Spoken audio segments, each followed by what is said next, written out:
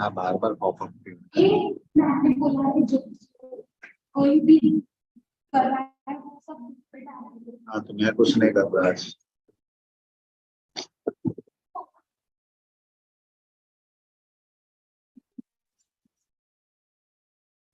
Hello, Lennon, you can hear me? हाँ yes ma'am, I can hear you. Can you hear me ma'am? I can hear you, but tell everyone to join separately because see, when Samantha is speaking, she should speak from her ID and they should put on the camera. All of them who are speaking, Yeah, no, they should sure. put on their camera. Please tell them don't speak on one computer. I can't make out who's talking because I can't pin them. Yeah, No? yeah. Okay ma'am, I'll tell them. I'll tell Yeah, tell them to go to different rooms and join on their own ID. Oh yeah, okay ma'am. And ma'am, yeah, ma'am, is it okay if I leave little early? Why? Actually, I have a class to take. I'll be leaving by 5:15. Is that okay? You don't have any work नहीं, in the webinar? sorry ma'am. Webinar में कुछ काम नहीं है तेरे को? नहीं, मेरा कुछ है नहीं मैम इसमें. ठीक Hello. है जाओ. Yeah, No, yes, like ma'am. this, if everyone does, then how we will manage, Ray? Then ma'am, it's okay. Then I'll leave once the Yeah, webinar if is done. anything happens and like it's only half an Yeah, hour. yeah, understood. Okay. Understood. Okay.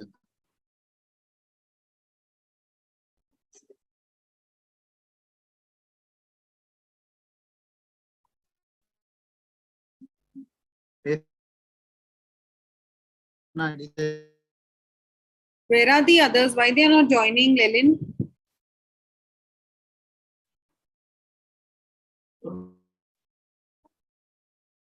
Hello, Lenin, you can hear me?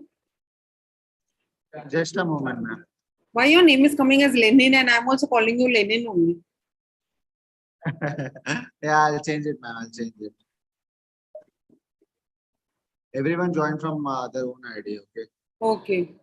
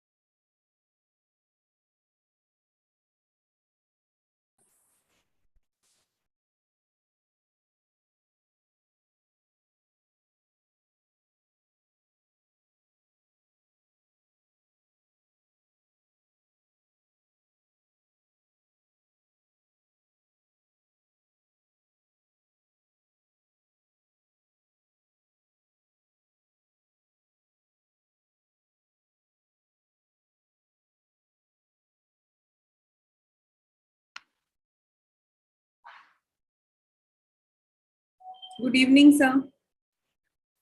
Hello, good evening. Yeah, can you Good hear me? evening. Good evening, sir. I'll make you the co-host, sir. Just a minute.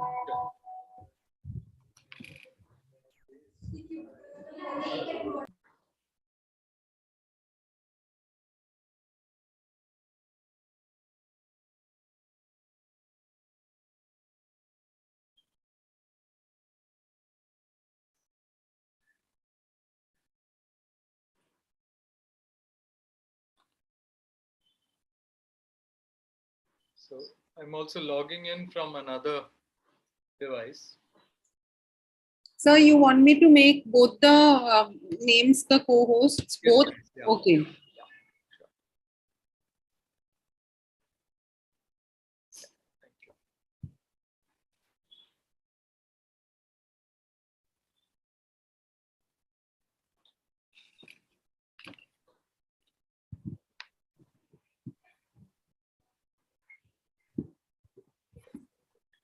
So let me just check if I can share Yes. my presentation.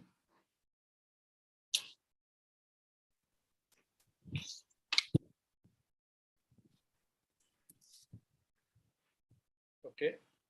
Yes. Yeah, it's moving. So the next thing is I'll see if I can share here.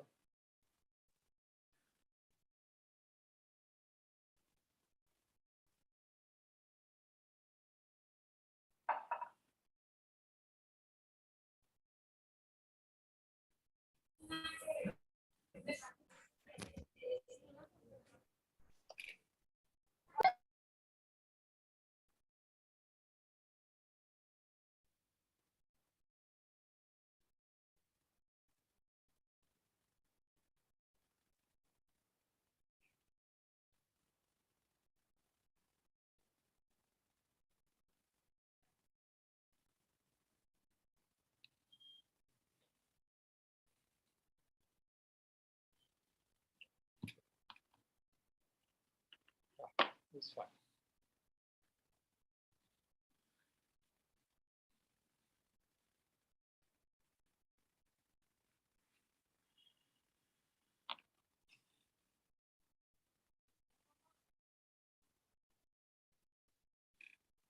Sir, your voice was a bit soft. Can you speak? Can you hear me now? Is Yes. it? Yes. Yeah. Students, can you all hear, sir, very clearly? Or is the voice soft? Students, can you all respond? Lalin, Samantha, Missy. Nobody can hear me.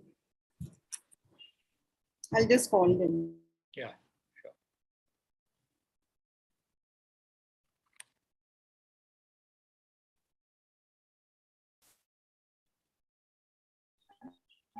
Ma'am, we are able to hear you. Can you hear me? Am I audible?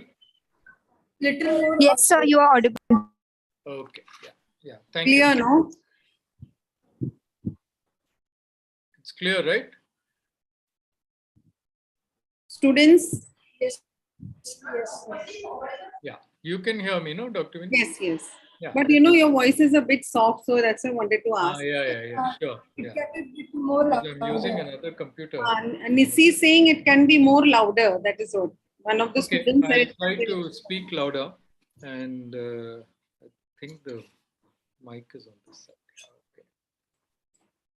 All right. I'll try.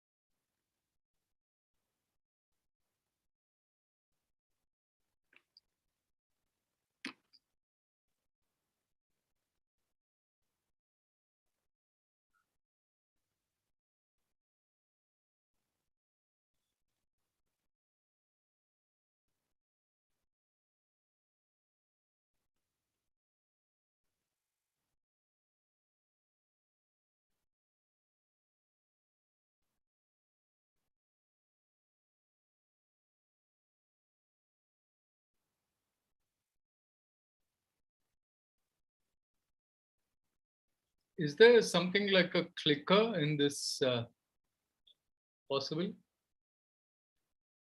You're muted, I think. So clicker means I didn't understand. So if I ask a question, then can I see how many people are saying yes? How many are saying no? Then we could have done that poll, no, sir? No, that is, I didn't want to do a poll. This Oh. is just on the fly.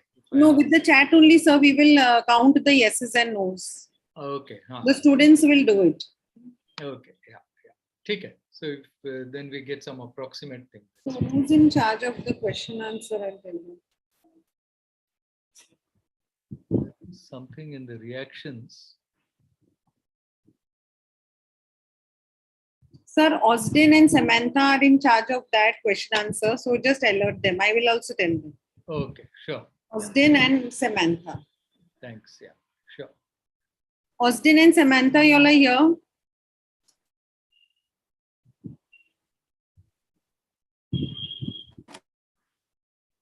Yes, ma'am. Sir wants, some when sir asks something that the number of yeses and nos. So quickly count on the chat and you all can say it. Okay. There's also yes and no on in the reactions, I think. Yes. So maybe they can just click on the reactions. Okay, sir. That might be easier. Yeah. Yeah, see, there is a chat message. No, sir, your voice is too Voice low. is too low. Oh, okay, this is a problem with this computer, I think. Let me see if I have something. Let me just see if I can get a mic.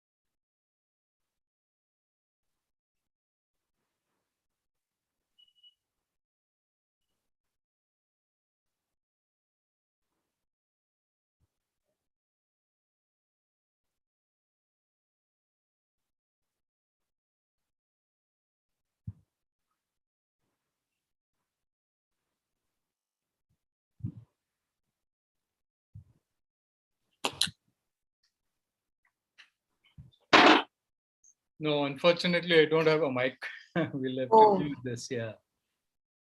Okay, I'll try to see if. Okay, there's something here. Let me try this.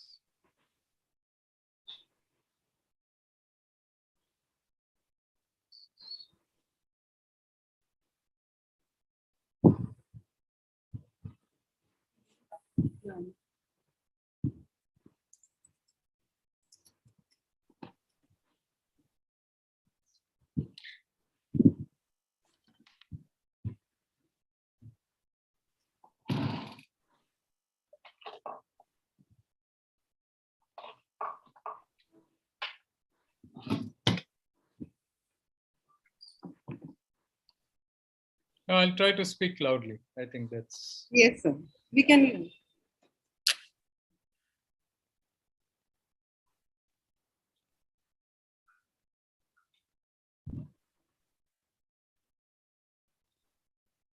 starting sometime.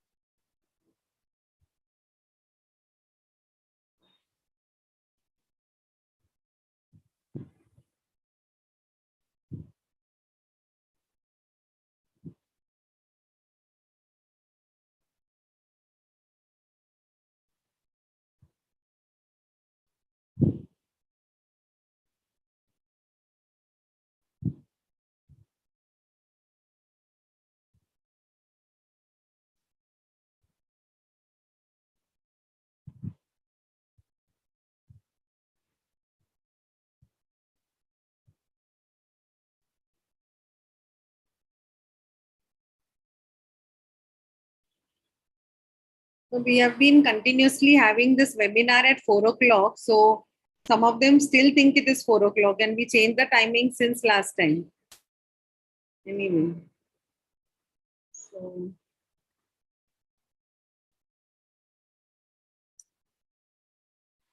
just 2 minutes more and then we'll begin. Just see how many people are.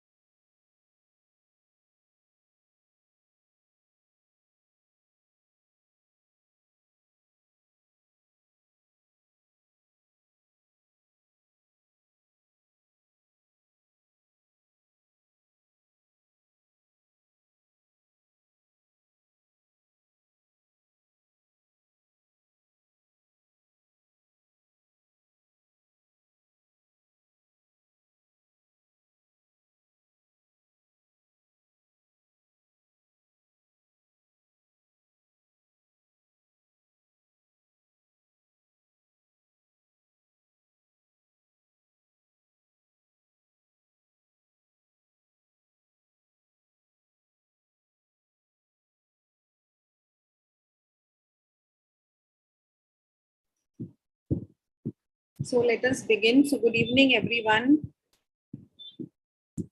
St. Xavier's Institute of Education is a B.Ed college that is situated at Churchgate, Mumbai. And we have a mathematics pedagogy unit of St. Xavier's Institute of Education that organizes the mathematics webinars every month. We believe that these webinars have helped us in widening our perspective in mathematics teaching and learning.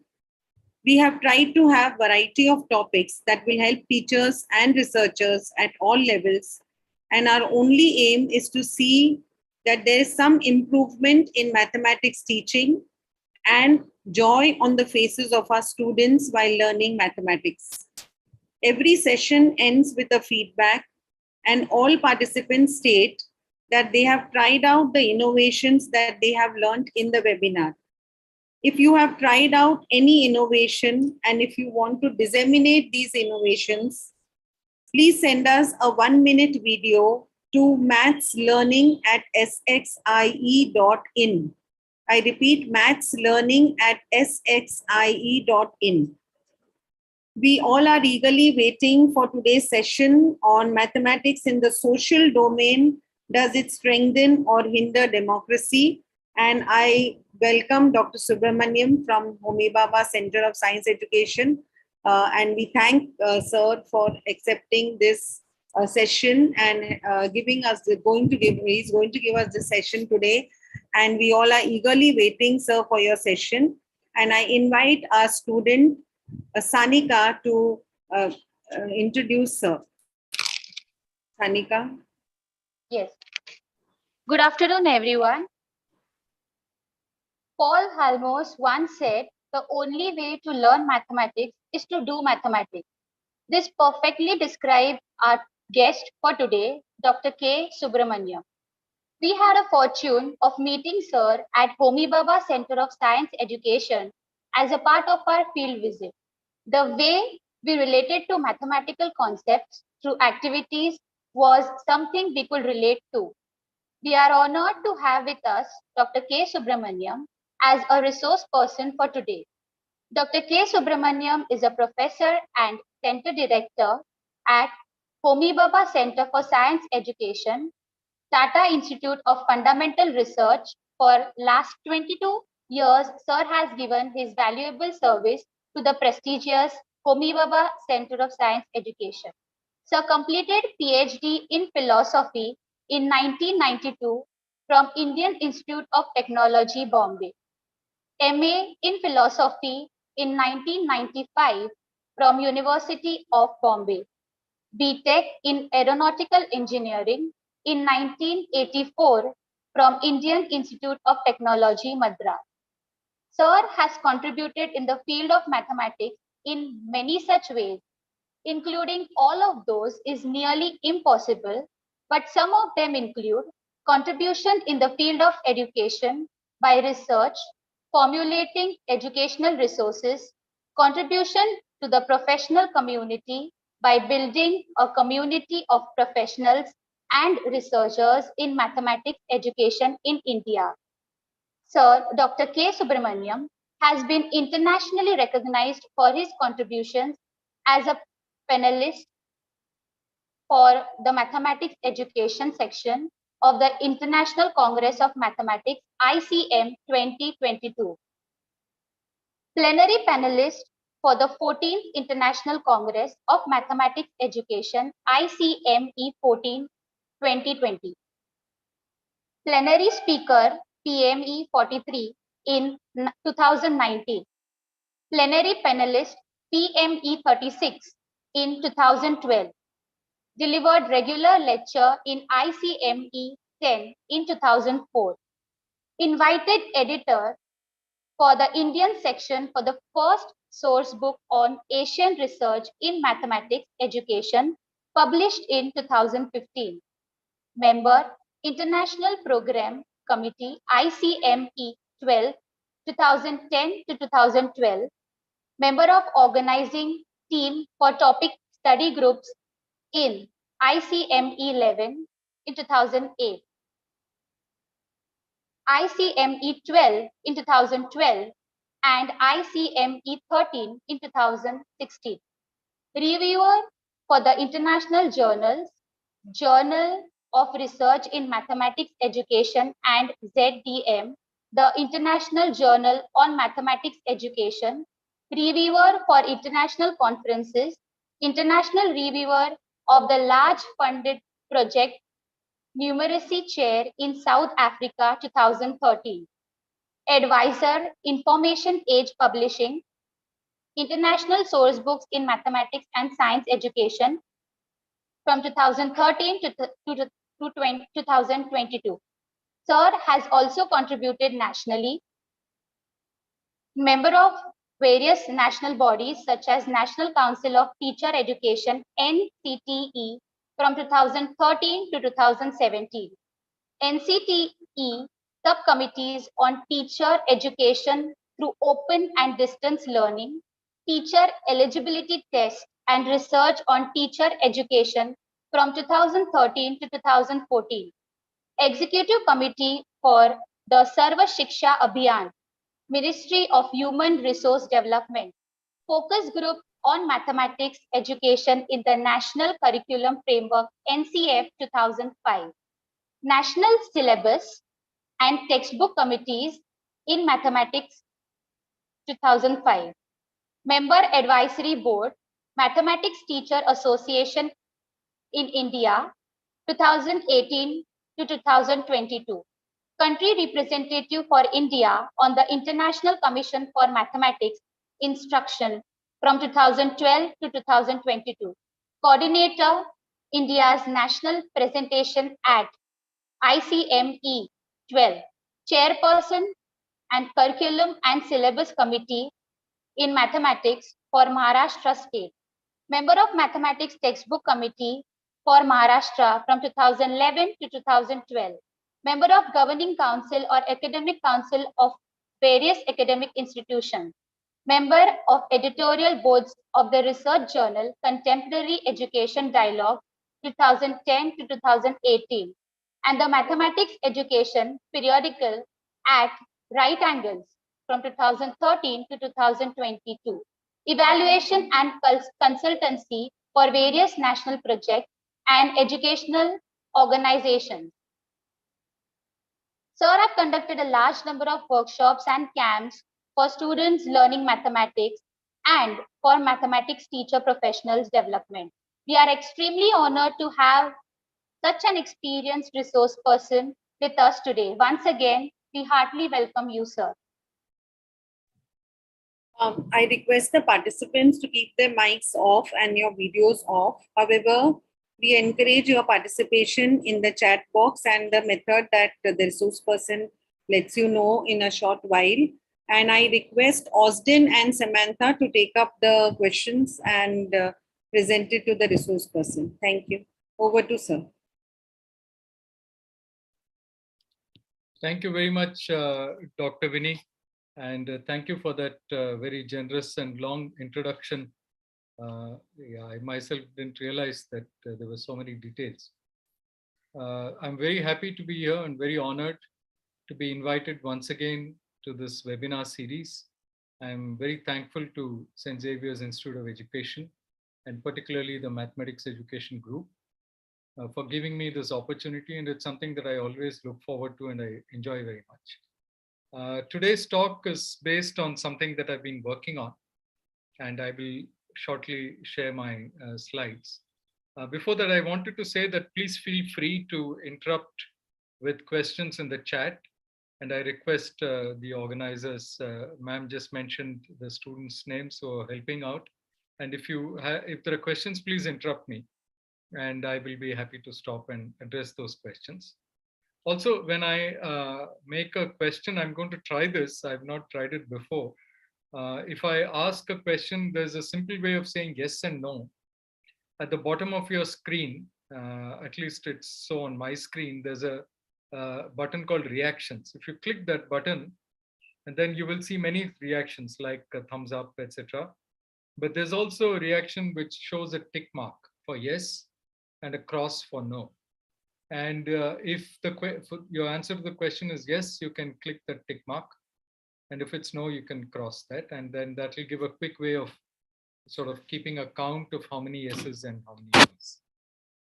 Okay. Is my voice audible? Now I've spoken for a while. I think you should. Yes, sir. Yes. Okay. Yeah. Thank you. So let me share my screen.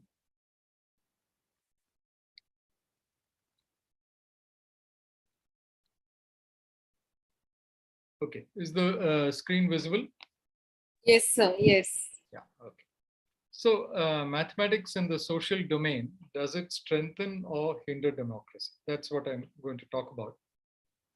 This is because I've started in the last 2 or 3 years to think about this problem. You know, mathematics makes a very good connection with science, if at all. I mean, sometimes mathematics doesn't make any connection. It's sort of the subject by itself, which is not a very good thing. But if it does make connections, it's usually to physics and maybe a little bit of chemistry, and nowadays maybe a little more of biology. So this is the way in which you see the applications of mathematics. But increasingly, mathematics has become so powerful that it's also finding application in the social sciences and in understanding and shaping social reality. We don't get the sense of that in the school curriculum at all. We don't see the connections that mathematics makes with our social world. And this is something that I started to explore about 2 or 3 years ago. And my talk is based on this work. It's just ongoing work.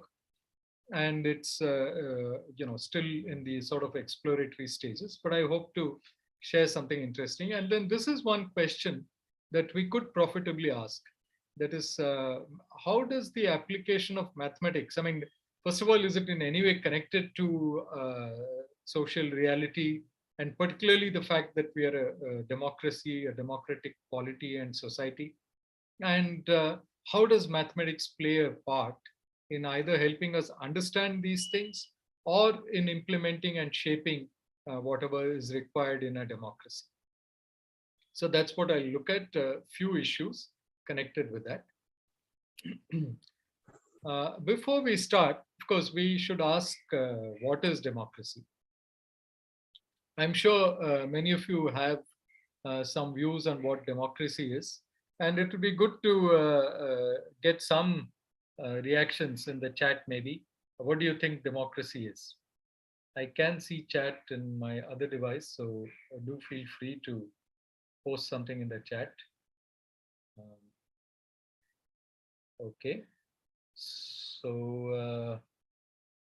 let me see the chat. Okay.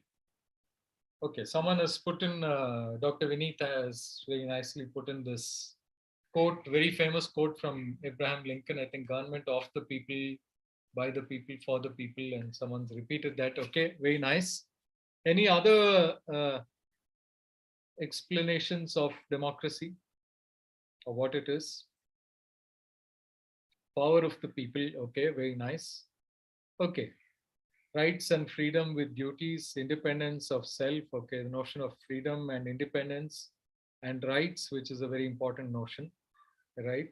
Okay, good. So we have quite a few responses, and here is a sort of very short, brief definition, if you like, that democracy is a form of government in which the rulers are elected by the people. It's a very simple definition, and it's a clear enough definition. I'm sure many of you recognize that, and I'll ask you where you have come across that later on. So I don't think anybody disagrees with that, right? So the rulers are elected by the people, and then they rule. They have power to make decisions, to implement things, to collect taxes, to spend them in a certain way, and so on. Okay.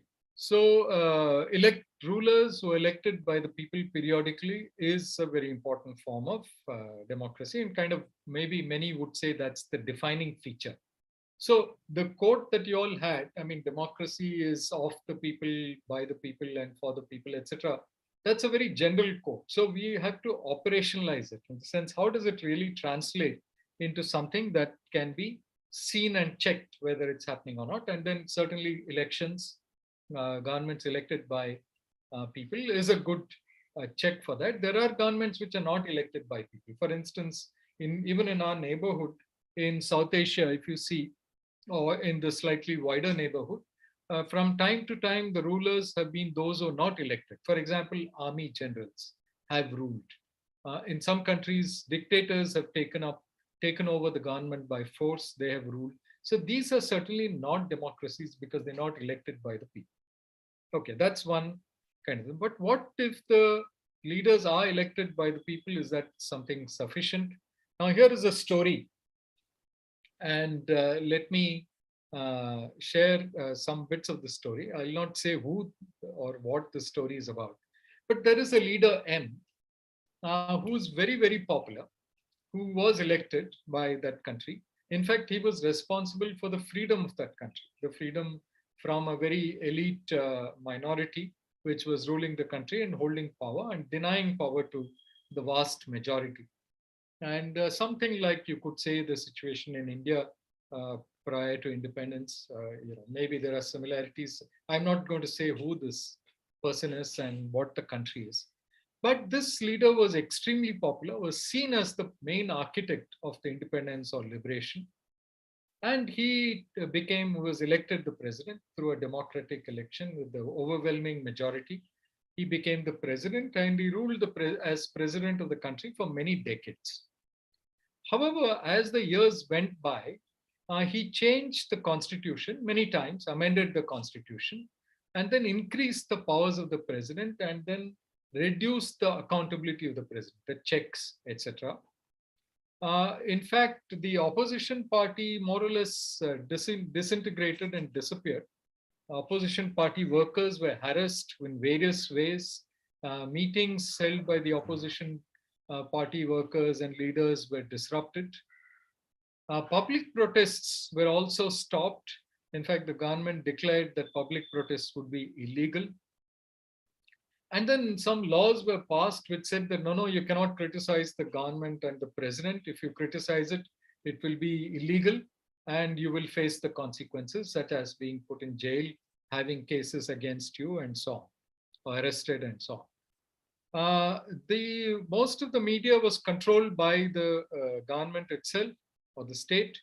There were some independent newspapers, but the independent journalists were also harassed by the government, especially those who were critical of the government. They were harassed. And so some amount of pressure was also brought on judges. Of course, all this went on for many decades till, I suppose, eventually what would happen in such a society is there would be some rebellion and some change of government would take place. I think some people are annotating, so please don't do that. And if it's possible, I request the organizers to stop the annotation. Okay. Now I'm going to ask a question and you can put in the chat. Is this story familiar to you? Do you know which country it is? And who the person I'm talking about is? You can type in the chat. And of course, you can also say whether it's, does this mean it's really a democracy? Because although elections were held, does it mean, and the person was elected, he was popular, does it mean that it's a democracy? What do you think?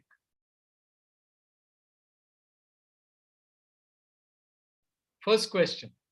So do you know which country this is? You can type in the chat if you have any guesses. Oh, it's not India or anything. So don't feel, awkward because it's not, any resemblance and so on is not at all intended. And please don't read anything. So this is actually, I'll tell you the source, and it's important to reflect on what the nature of democracy is. Yeah. So any guesses about this country? Okay, let me give you a hint. This is a country in Africa. Any further guesses? South Africa. Okay, that's a pretty good guess, but it's not South Africa, which of course has some similarities, but South Africa has had many changes of government and especially changes of the president, as some of you may know, and if you have followed South Africa, so it's not South Africa. Any other guesses? Okay, so let me say this. This example is actually taken from the textbook, the NCERT textbook of class 9. I don't know if, so this is a yes/no question. So you can answer yes or no. So my question is, how many of you have had gone through the NCERT textbook system? That is either CBSE, Kendriya Vidyalaya, etc. If you have gone through it, say yes. If you have not gone through that, but gone through the state system, say no. Okay, so let's look forward to yeses and nos. So any yeses here? Maybe somebody can summarize and put it in the chat. Others can put their thing in the reaction, yes or no.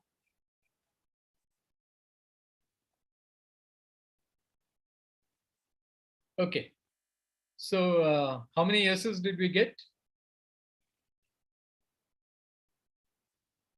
Okay. Two no's we got. 2 no's. Okay. All right. So I think people are typing in the chat, not using the reactions, but I invite you to use the reactions next time. So this is the NCERT class 9 book, and the country is Zimbabwe. Zimbabwe is actually neighboring country to South Africa, and in it had its revolution where the white minority were removed from power through an election, but it was preceded by a lot of violence. And this was many years, almost a decade and a half before South Africa. It was in 1980, about 12 years before. And the president was Mugabe, Robert Mugabe, who was president till about, I think, 2017. So he had a very long reign of more than 30 years, 35 years. So, and he was actually ousted from power in 2017. So this is an example which is given in the NCERT textbook. The reason why I'm asking this is that, it's important not just to have one sentence about what democracy is, but to really look at what the definition of a democracy is. And this is where suppose we ask this question, many of you might know this search engine called Wolfram Alpha. It's a little different from Google because you can ask some questions and Wolfram Alpha will give you answers. Of course, it sort of aims to be a kind of encyclopedia and collecting information from everywhere, processing it and giving you answers. So if you ask Wolfram Alpha, what is democracy? And then these are some definitions that you get. So the first one says, those who favor government by the people or their elected representatives. So those who are in power are elected representatives. A political system in which the ultimate or supreme power lies with the citizens who can elect people, somewhat similar to the first, but says something about where the ultimate power ultimately rests. And the third definition is that majority can make decisions which is binding on the whole group. Now, you see, in fact, I've asked many people, I've talked to many people believe that democracy means rule of the majority. Because in an election, what happens is that the majority of the votes which go, so the party which gets the majority of the votes is the party which comes to power. So the majority decides in a way. So many feel that this is the main principle of democracy, that majority makes decisions and everybody should follow those decisions. So do you think this is a correct or good definition? Yes or no?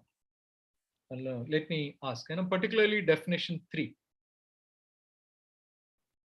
What do you think? If someone wants to put something in the chat or speak, please raise your hand and feel free to speak.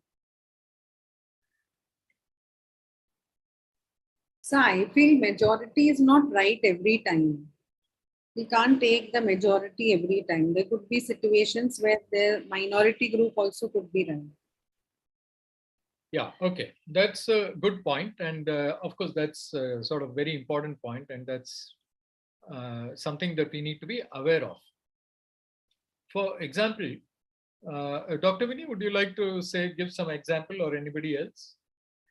For example, now, in a staff meeting, sometimes the majority thinks in one way, but there could be some issues. Like I feel even the minority people are right, but we always go by my majority only. Yeah, right. So that is like, and see, for example, the tribals, if you look at their problems, they are in a small number.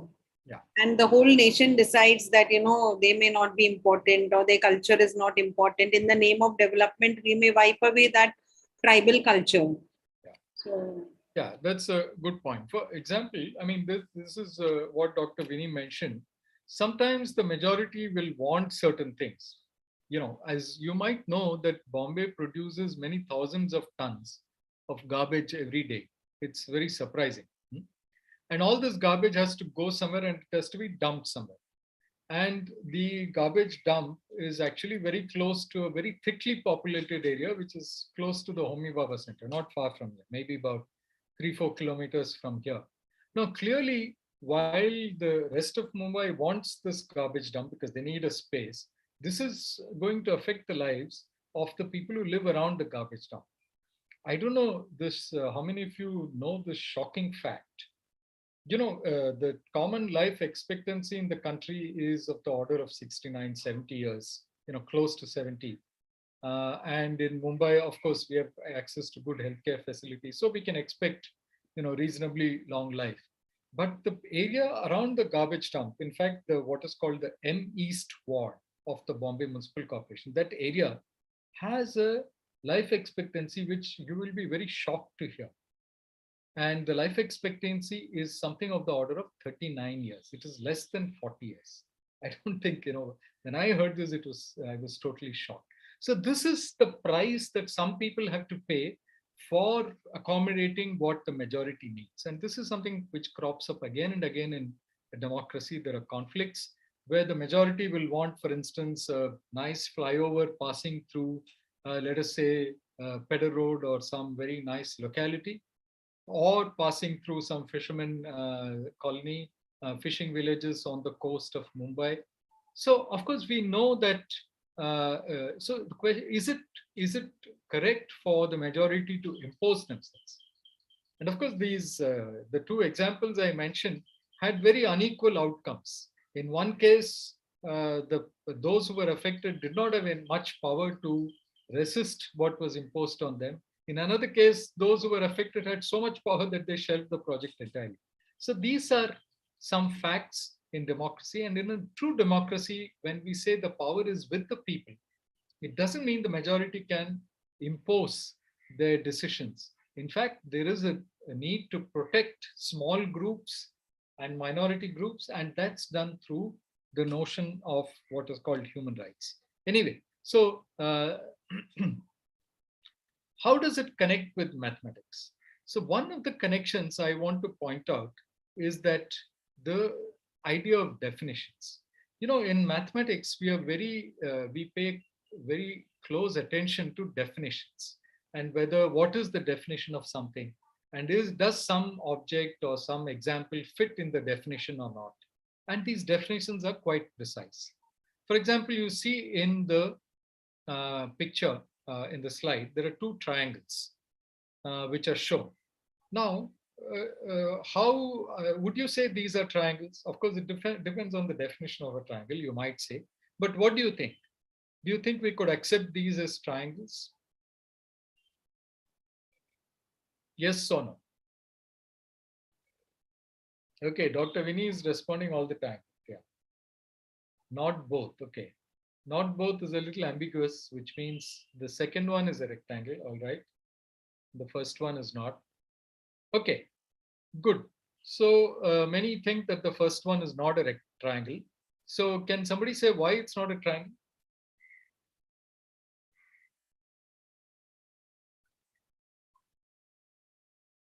If you recall the definition of a triangle, it says it's a closed figure bounded by three sides. Now, or three straight lines, if you like.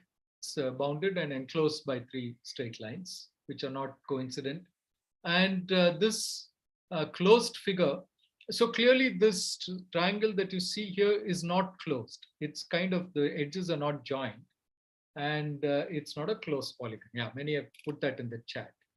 But children think that, okay, what is this big deal about it being closed? Why not, call these also triangles? Okay, it's not closed, chalega, but it's more or less it's a triangle. So they may say that, why not take these as triangles? And it's difficult to say no to them, right? Because it looks like more or less like a triangle. Now, so if you think of the reason why we don't accept that as a triangle, it's because when we define something, we also derive certain properties out of it. Now, when you define a triangle in a certain way, you get some properties about those triangles. For example, the very important property that if you add the three angles in a triangle, the sum is 180 degrees or two right angles. Now that property, in fact, you cannot apply here because first of all, there's no angle. You cannot see an angle here in this figure. So you can't deduce that the three angles are 180 degrees together. So this is a property. So we cannot conclude certain things, and therefore we say it doesn't fulfill the definition because we want to be able to get more information from the figure just by saying that it's a triangle. It's a similar thing in the second case, although it looks like a triangle, especially if your screen is small. This line here, this edge, two edges are straight, but one edge is slightly curved. Yeah, that's right. Someone has said that second one has a curved edge. And therefore, again, it means that it's this the sum of its angles will not be 180 degrees, and that's violated. And that's why we say that it doesn't satisfy the definition of a triangle. Okay, so definitions are important because from definitions we derive certain conclusions. we can reason on the basis of definitions, and certain things follow from definitions. For example, uh, so in the social sphere too, definitions are very important. In fact, close attention is paid to definitions in the social domain, although definitions don't work in the same way as in mathematics. In mathematics, you can have some precision in definitions. Each term which is used in a definition can be given a precise meaning. In the social sciences, it's difficult to give precise meanings to the words which make up a definition or the concepts which make up a definition. In fact, you have to give meaning to the concepts through examples and what are called cases. So you take different cases and you give meaning to those concepts which are used in a definition. So definitions work differently in mathematics and social science. But one of the things that I think which is useful when we learn mathematics is the attention we pay to definitions and the importance. And then that can transfer to social domain as well, that definitions are very important, even in the social domain. And so what is the definition of democracy? And here are some definitions that I've this is taken from the same NCERT textbook that I was referring to. So it says that this is the class 9 textbook. Rulers elected by people take all the major decisions. Elections offer a choice and fair opportunity to the people to change the current rulers. This choice and opportunity is available to, so there must be competition at the time of election, which means that opposition must have a fair amount of space. And then the exercise of this choice leads to a government limited by basic rules of the Constitution and citizens' rights. Now, of course, to give you an idea that definitions are complex in social science, I've taken a couple of more definitions. In fact, this is something that I've put together from various definitions of what democracy is. One is universal adult suffrage. So anybody above the age of 18 in the case of India, regardless of whether the person is of a certain background, a certain gender, and so on, regardless of all that, except for those whose rights are denied for specific reasons, all of them can vote. The fundamental rights are sacred. They cannot be violated, even if the majority feels that. So protection of rights and the institutions that go into protecting rights are very important. Rule of law. So the law is equal for everybody and doesn't favor one person or the other. It's not misused to harm certain groups of people. And it's applied fairly and independently of those in power. There's also separation of powers. That is, the law enforcement will be with one agency, one pillar of democracy, namely the executive. But the means for securing justice when the law is misused will be with the judiciary, which is another arm of the democracy. The power to make laws is with another agency, which is not the government. The government cannot make laws, it's the parliament which makes laws. So this is the kind of separation of powers. And there's also each pillar or each agency or institution in the democracy has its power limited by certain norms which are laid down in the Constitution. Of course, freedom of expression, free press, free media are all extremely important. Okay. Here is something taken from one of the people who contributed was in the advisory committee for the textbook, is a political scientist from Pune, Suhas Palshikar. So he talks about 4 elements which constitute the core meaning of democracy: elected government, elected by all citizens; transparency and accountability in exercise of power, so should be able to question whether power is being used or misused; participation by the citizens in public affairs, so active participation, so people should feel that they're a part of the polity; spirit of deliberation and dialogue. The last thing is very important. So in fact, it's elaborated in this quote taken from Palshikar's article. Majority is only one mechanism of arriving at decisions, and the core of democracy is deliberation, negotiation, and even compromise. So the capacity to negotiate and deliberate should not be drowned under the noise of numbers. Okay, so these are all things that I thought I will mention because how we understand democracy depends on the definition of democracy, and definitions are important in mathematics, and so are they important in social science as well. In fact, the social science textbook devotes a chapter to or unit in the chapter to why definitions and what is the definition of democracy. Okay, I thought I'll share that. Now, let me sort of close this discussion by a warning given by Ambedkar, who said that, look, democracy without equality, socio-economic equality, can fail. So can democracy function when there is deep and widespread inequality? In the earlier example, in those who are affected by some decisions which may displace them, harm them, cause, a very grievous injury to their health and well-being, these decisions cannot be resisted when in a very unequal society, when people are extremely rich on the one hand and extremely poor on the other. So only when people are more or less equal, the democracy itself can function. So we look at the question. In fact, one of you typed in the chat, which is very nice, that democracy is a country where there's equality. So one could say equality is one of the conditions for a successful democracy. And therefore, any democratic government has a mandate and a commitment on it to move towards greater equality and to reduce inequality. And so let us discuss, what is India? Is it an unequal society, unequal country, or is it equal? And can mathematics help in understanding what is whether India is equal or unequal? Okay. Dr. Vinny is saying level of knowledge can hinder democracy. Certainly. And now today, in fact, I want to focus a little bit on how mathematics can help in supporting the knowledge, which can possibly strengthen democracy. But in the end, I'll also talk about how it can harm democracy. So both of these we'll discuss. So first, let's look at this notion of inequality. Of course, inequality can be of various kinds. There can be social inequality, or there can be economic inequality. Both of these are very important, and both of these are something that Ambedkar talked about. Ambedkar is one of the champions of equality, architect of the constitution, and himself came from a caste which was right at the bottom of Indian society, continues to be more or less at the bottom along with other groups and communities even today. So that's social inequality. Today, what I'm going to talk about is economic inequality and how mathematics sort of can help us understand economic inequality.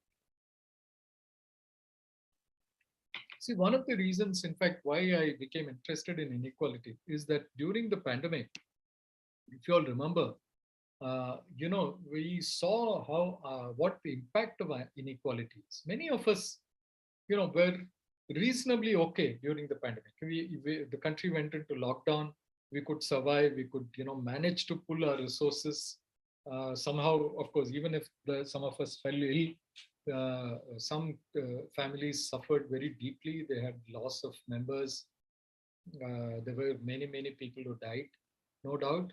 But a vast majority, particularly those who had resources, managed to survive. After the pandemic, they were able to sort of bounce back. But this is not true of the vast majority of those who had to earn their livelihood through work, mostly daily wages or in the informal sector. And many of them lost their jobs because all these factories, industries, workplaces closed down.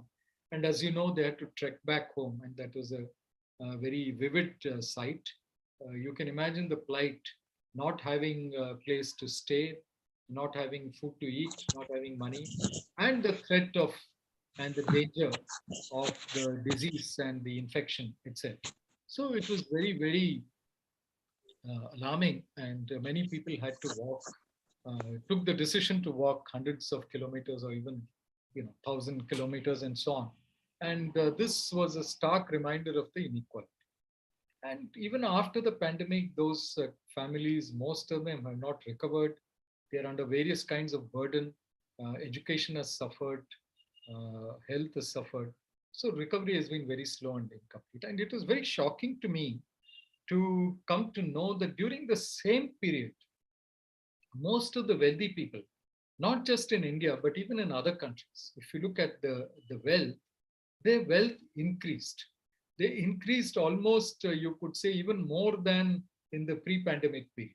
Even after making various kinds of adjustments, you see that the wealth of the really wealthy, richest people actually increased and continues to do so. So this raises the question, how, if the wealth increases, does that mean that in some way the poor can also benefit, or do the poor lose out? And it's the responsibility, like I said, of a democratic government. It's a part of the mandate to reduce the inequality. But if you see governments everywhere, they're compelled, many governments, not every government, I'd say, and certainly this is the case in India, that most of its policies tend to favor the rich and the rich becoming richer. In fact, I'll show some evidence of that.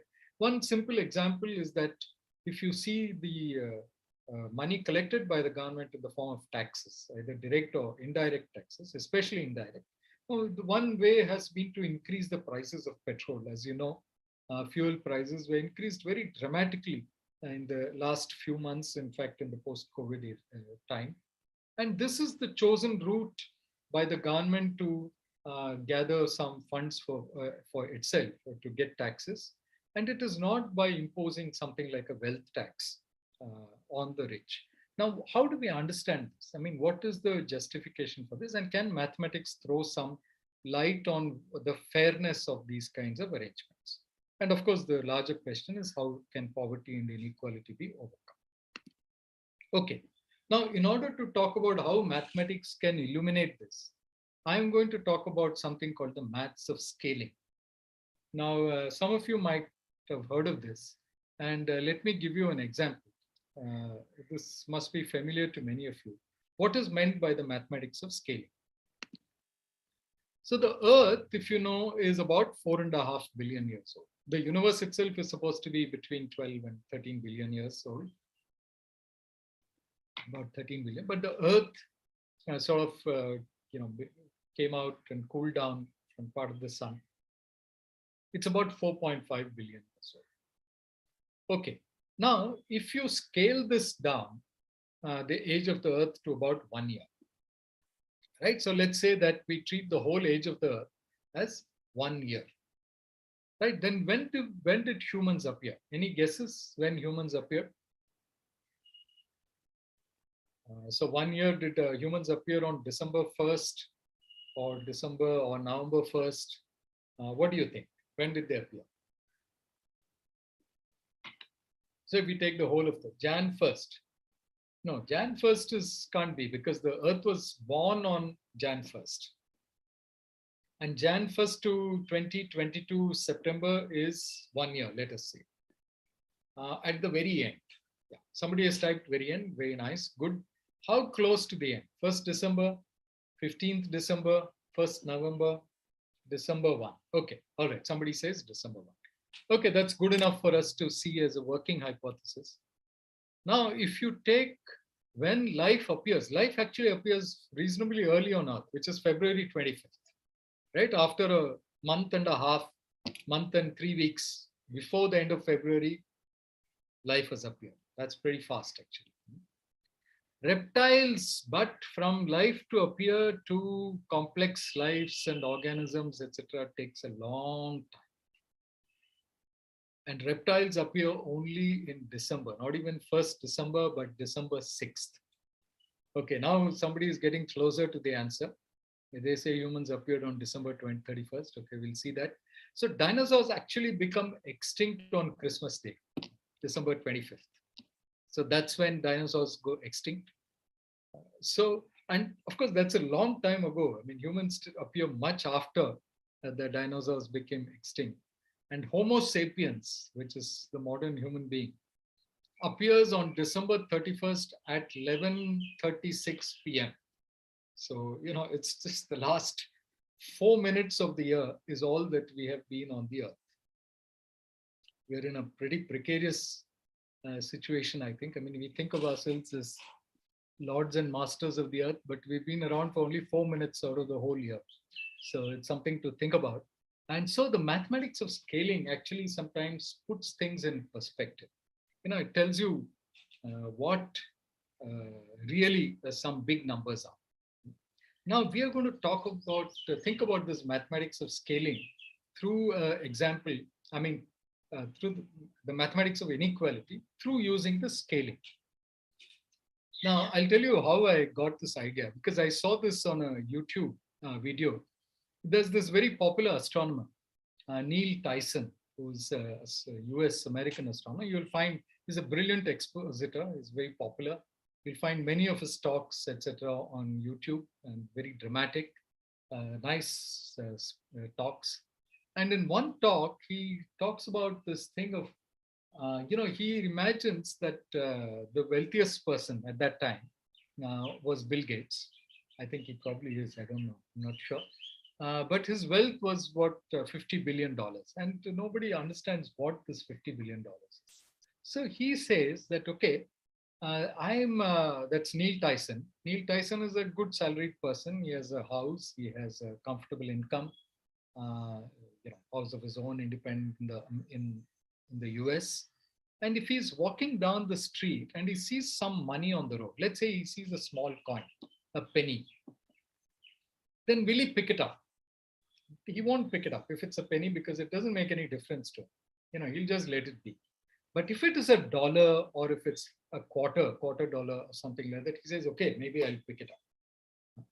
So this is the kind of boundary for him between what he will pick up and what he'll not pick up. Then he thinks about how much money has to be lying on the road for somebody like Bill Gates to bend and pick it up, or to say, no, that's okay, that doesn't really matter, and he can just leave it. And of course, he arrives at some figure, which I'm not going to tell you.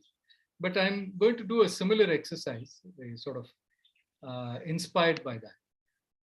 Now, in Bombay, if you take an auto, autos come sometimes 52, 72, 102 or 103 rupees.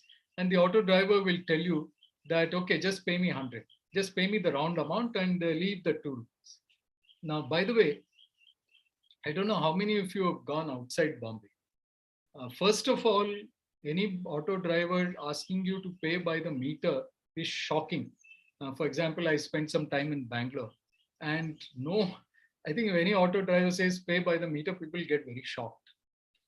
And if any auto driver says that, okay, that 2 rupees less you pay me than what is shown in the meter, they'll immediately faint on the spot. So this is, this is the culture in Bombay. So an auto driver is quite happy to leave 2 rupees and to forego that money. A well-off salaried person who takes an auto or a taxi or an Uber or something might feel quite comfortable leaving rupees 20 as a tip, or even maybe little more. Okay, so let's take this as a kind of benchmark and see what happens with the scale. Now we know, these are all guesses. I'm guessing that an auto driver, from what I've talked to auto drivers, earns about 20,000 a month, 20,000 rupees a month.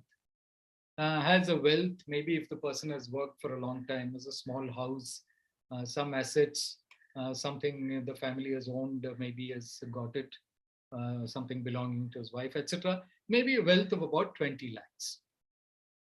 Now, if you take a well-off salaried person who's got a comfortable job in a good firm or organization or something, maybe the person earns about 2 lakhs a month. I'm talking about a very good salary, and will have a wealth of about 2 crores, let's say, maybe more in Bombay, because houses are very expensive here in Bombay, but something of that order, with assets and things like that.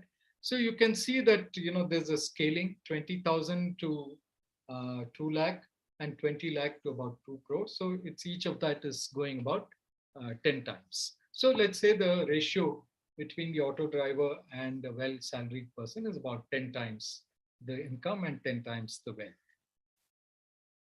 Now, if you take the top 2 wealthiest Indians in India, and now they have, I'm not going to say who they are, of course you all know, they have a wealth of about $100 billion plus. I think it keeps changing. So let's take a kind of ballpark figure, 100 billion US dollars, which is about 8 lakh crore rupees. Now, so you can kind of do a mental calculation and you can put it in the chat. So if an auto driver or let's say a salaried person leaves rupees 20 as the tip and has a wealth of about 2 crores, and the wealthiest Indians have a wealth of about 8 lakh crore. So how much can these Indians, wealthiest people, leave as a tip and not even think about it? Janet, it's just a kind of change money. Chill. So any quick calculations off the top of your head?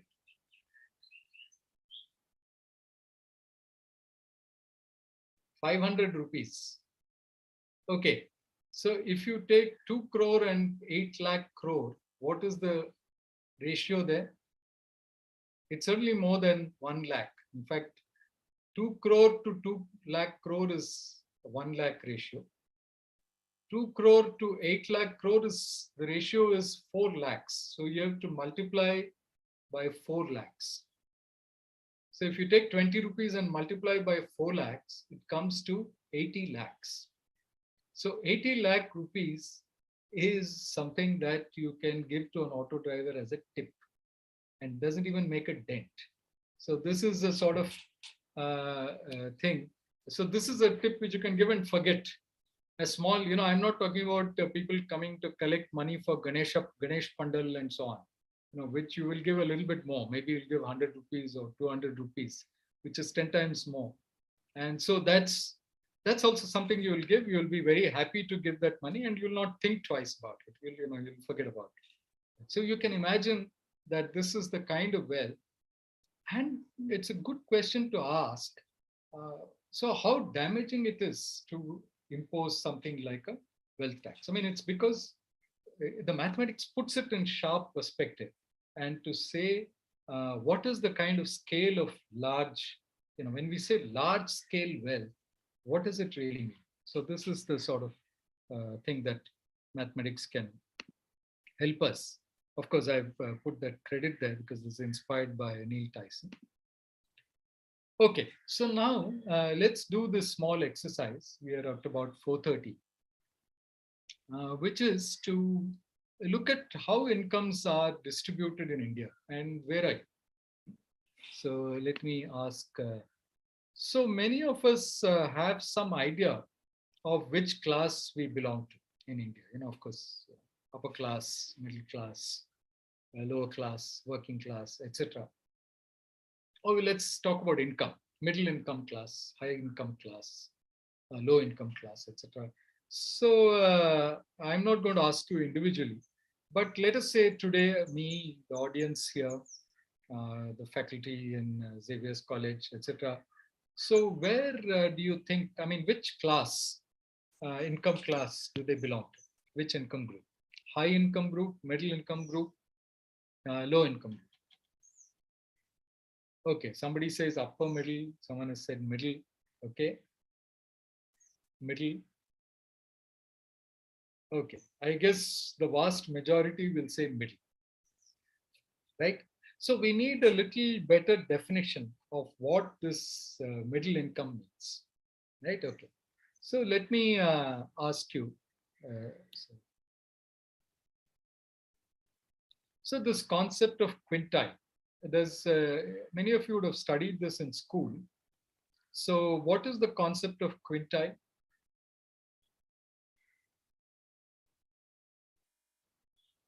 So if you take quintile means 1/5, that's what it really means. Huh? So if you take the whole population of India, you take the adult population, let's say not the whole population, say 100 crores, then you, I'm just taking a round figure, 100 crores. So you line them up and in you're measuring, let's say income. So you make them stand in a line from lowest income to highest income. And you take the 5 groups. So each group is called a quintile. So the, of course, the middle group, so if you take 5 groups, so you'll have the top 20%, the next 20%, then the middle 20%, then the 20% below that, and the lowest 20%. So you see that the 100 crores will divide into 20 crores in terms of groups. And of course, we will call the middle income group, therefore, exactly the mid quintile. So which is from 40 to 60%, right? The top high income group would be the top 20%. From 60 to 80% would be upper middle. Somebody said higher middle or upper middle class. Yeah, okay, upper middle income group. And you have the lower middle income group, which is 20 to 40%, and the low income group, which is 0 to 20%. So this is the sort of idea of the quintile, the first, second, third, fourth, and fifth quintile. And a similar idea can be extended to what's called deciles or percentiles. Deciles is when you take the whole group and divide it into 10 parts, in order. So the top 10%, the next, etc., in order of incomes or order of any variable you like. Percentile would be to make 100 groups. So each group, if it's 100 crores, will have one crore. Top 1 crore, the next 1 crore. So we call the top 1 crore I think it's called the 99th percentile. So we take the lower bound, and the next group is called the 98th percentile, and so on. So and up to the 0th percentile. So this is the idea of percentile. So if you take quintiles, we get this thing of middle, lower middle, higher middle, etc. Now I'm going to ask you, so defining middle class, so let's say that the 40th percentile to the 60th percentile. Now I'm not going to use the word percent, but percentile, because it immediately translates to quintile. So which is the middle quintile, which is 40th percentile to 60th percentile. Okay. So so those are above the 40 crores and below the top 40 crores. Okay, now my question is for you to guess, and we're going to find this out. This is a little mathematical exercise we'll do. How much income per month does a family of 3 adults? I'm taking 3 adults because you take 2 adults and 2 children, kind of 3 adults. Of course, the children are not earning any incomes. But let's say in terms of incomes, we have 3 adults in the family. Because often in India, families do pool some income and somebody contributes, etc. So I'm taking a family of 3 adults. Maybe we should take 2 adults, we can discuss that. So what is the cutoff to be in the middle income group? What is the lower cutoff? What's the higher cutoff? Okay, first, let's ask, what is the minimum income you should have per month in terms of rupees per month if you're a family of 3 adults to be in the middle income group? So for individual, you have to multiply by 3, individual income. So let's say you earn, 1 lakh rupees, you will have to multiply that by 3, which is 3 lakh for a family of 3. Okay. Okay, let me 6 lakh. Somebody has put 6 lakhs. Okay, 6 lakh is the cutoff for middle class. Is this the lower cutoff or the higher cutoff, Lalin, Raja? Sir, I feel this is a lower cutoff for proper middle class. Lower cutoff. Okay. At least if they want to live in a city. Okay. 18 lakhs. Lower cutoff or higher cutoff? Punch, Julas. Sorry, Harish. Harish, that is, yeah. It is exactly middle class. Average of 18 lakhs. Okay. Yeah, average of 18. Okay, now I'm kind of guessing how much all of you earn because you all considered yourself a middle class. So I consider myself lower middle class. Lower middle class. Okay, all right. So 18 lakhs. Any other guesses? Don't you think it's a bit high? Just pulling a leg, provoking you. So do you think it's a bit high or a bit low? I don't know. What's really the middle class in India? I'm talking about not about Bombay. We will be very only sure when we know the upper limit and the lower limit to get the middle. Correct. So what is the lower limit according to you to be part of the middle class? Okay. Somebody has said 50,000 to 60,000 for a family. Okay. This is like very, it's 10 times lower than 6 lakhs. That's, yeah. Okay. Any other guesses?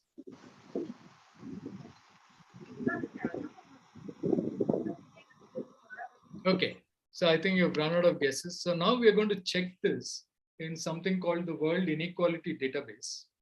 Of course, it's very difficult to get actual income distribution in India, but this is a good database because they do it for all the countries, most countries of the world, and they have good techniques. So somebody has said minimum 1 lakh to 2 lakh per month. Okay, so now let's go and check this World Inequality Database. So I'm going to stop the screen sharing and go to, okay, so let me go to the World Inequality Database.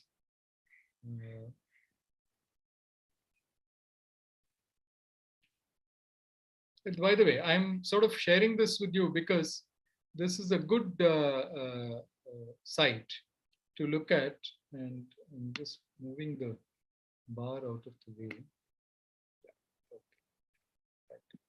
So what is the URL is very simple: World Inequality Database, that is WID.world.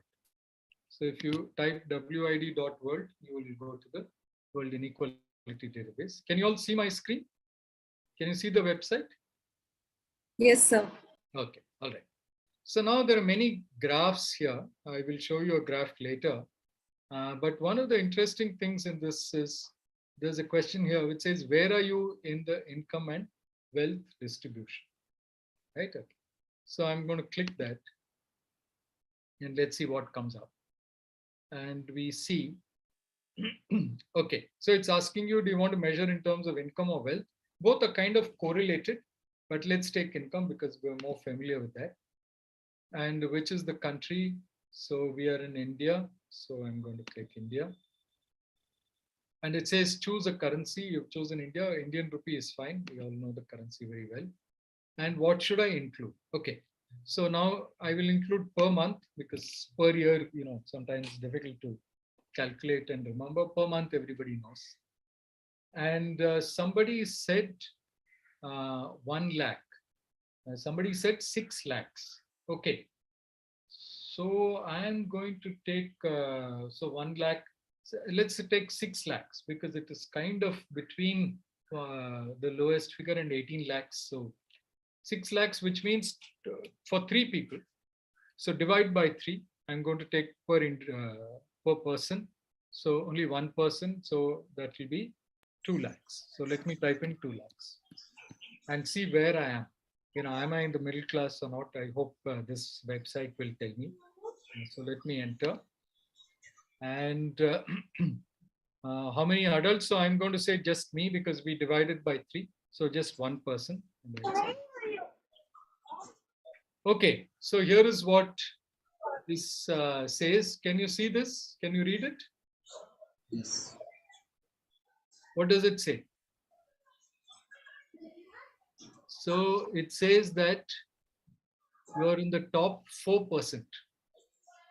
So if you are earning 2 lakhs per month, you are in the top 4% of the people in India. 96% of India's population earns less than you. So can you say you're in the middle class? You're in the stratosphere. You're in the, you know, like upper topmost 4% in terms of income. And this is a nice site because you can actually go down the scale to all the percentiles and you can see the income. And if you see the lower cutoff, which I said is at the 40th percentile for middle quintile, right? Middle quintile is 40th percentile. And you see that the average income per person is about 16,000 for entry. Average income is about 16,600. Entry threshold is 16,500. So for a family of 3, it's about 50,000. So that's what it is. Half a lakh. Somebody said 40 to 60, I think, or something like that in the chat, which is a very good guess, 50 to 60. That's the cutoff. That's the lower thing. And if you go to the 60th percentile, you get about 23.5 thousand, which is the above which we can say is the upper middle class. So here for a family, it would be about 75,000 per month, little less than that. Okay, so this is for you to explore and find out, and you can see where we are in terms of our individual. So suppose you have somebody who's not having a big income, trying to just take out a living. If you have some idea of the income, then see where the person is, and what is the cutoff for the lowest 20%? What do you think? So low income group, how much do they really earn? What is the cutoff for the lowest 10%, the lowest 5%? How much are they managing by? So this is a kind of educative thing, and it's mathematics involved here. And you can, of course, these are all complicated ways of estimating these incomes. And there's a very detailed explanation, which of course is a matter of expertise. So we are not getting into that. And so let me stop this sharing. But I want to do something else, which is that, let me go back to my,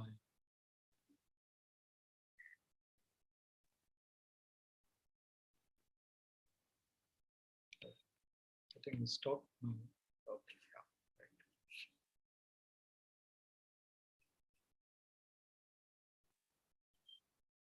Just give me a minute. So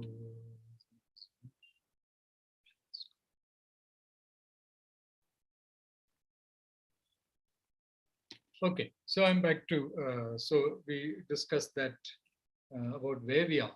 And this is a graph taken from that website. And if you see, this is the change in incomes of the bottom. I think you can't see that. So let me take this up. So this is between the years 1951 and 2019. And it's the bottom, I think, oh, okay, it's not showing this. This is the top 10% versus the bottom 50%. The blue line shows the share in income, total income of the bottom 50%. And you can see that it's actually going down. And the share of the top 10% is increasing, and it's increased rapidly. Of course, the data is available only till about 2014 or so. After that, it's an extrapolation.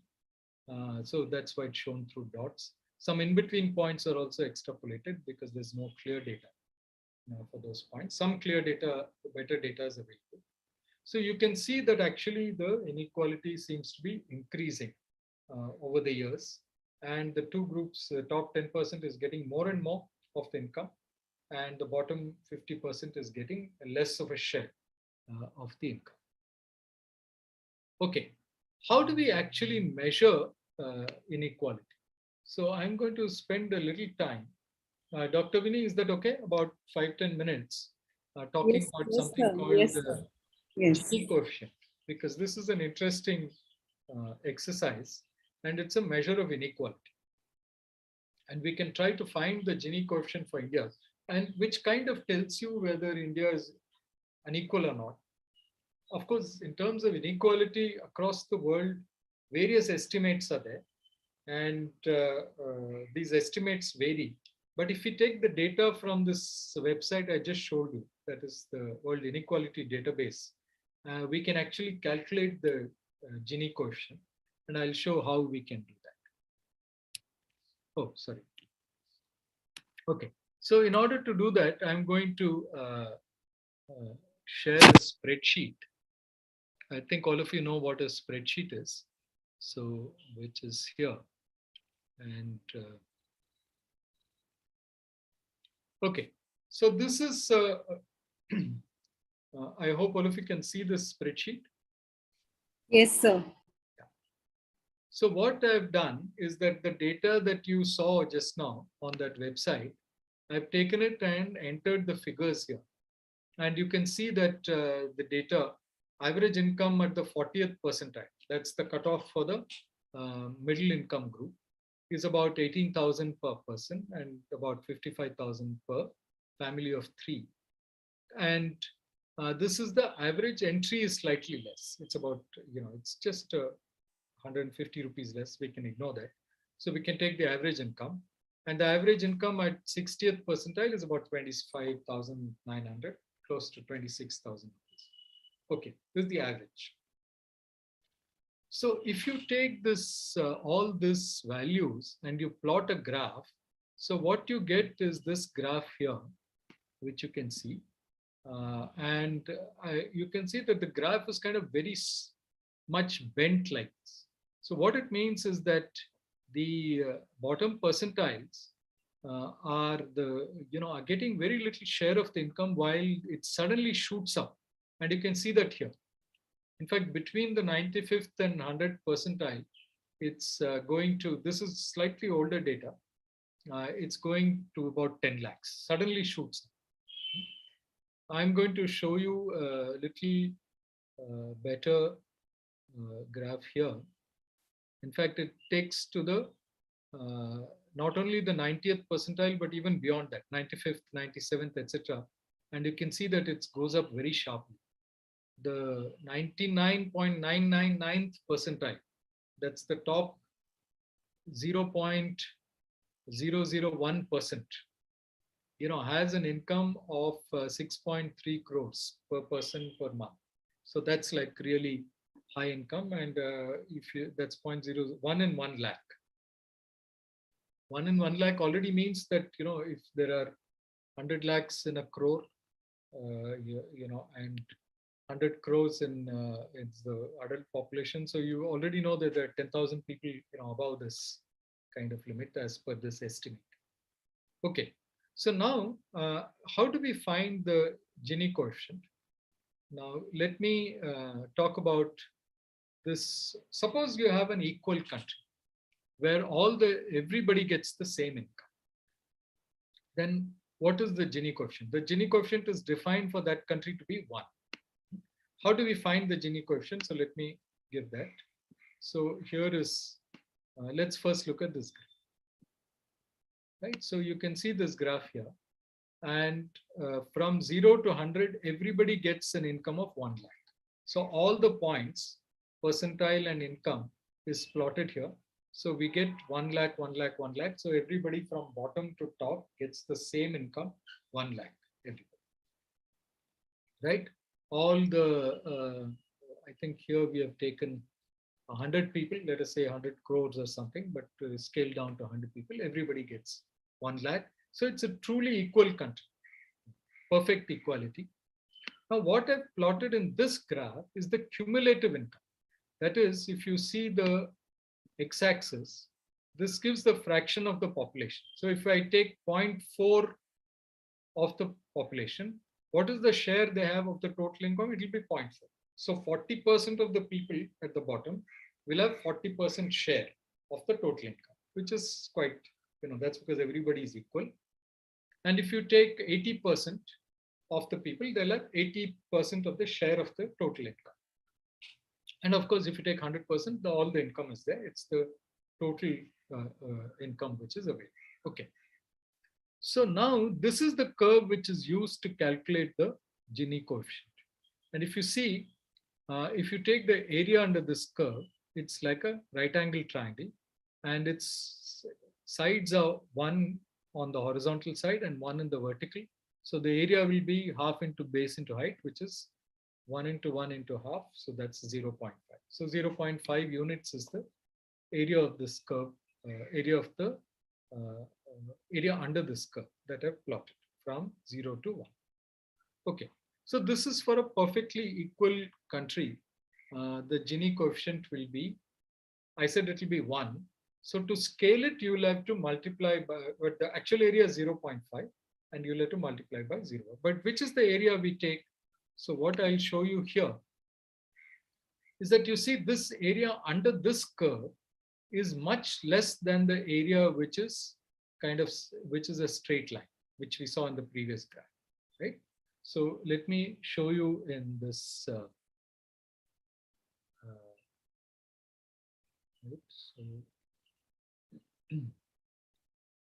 I'll show you, draw a quick graph, and I'll show you what I mean.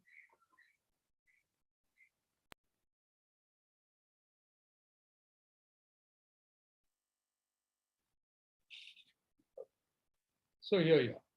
So this is the graph, and for a perfectly equal country, you will have a graph which goes at a 45 degrees, and this will be the graph from 0 to 1 or 0 to 100%. So this is the cumulative. Now the graph for an unequal country, as like in India that we saw, it goes something, it's much steep. It's like this, it's bent. Right? So now the area under this curve is much less than the area under the triangle. So what we do is that we take the difference in areas, which is this area, right? And we divide it by the total area of the triangle. What is the total area of the triangle? That is this. So the red area is 0.5. So we divide by 0.5 and then get what is called the Gini coefficient. You have to multiply by 100 to get the Gini coefficient. So this is roughly the idea. So if we calculate the Gini coefficient, so let me go back and share the screen again. Oh, I have to stop sharing.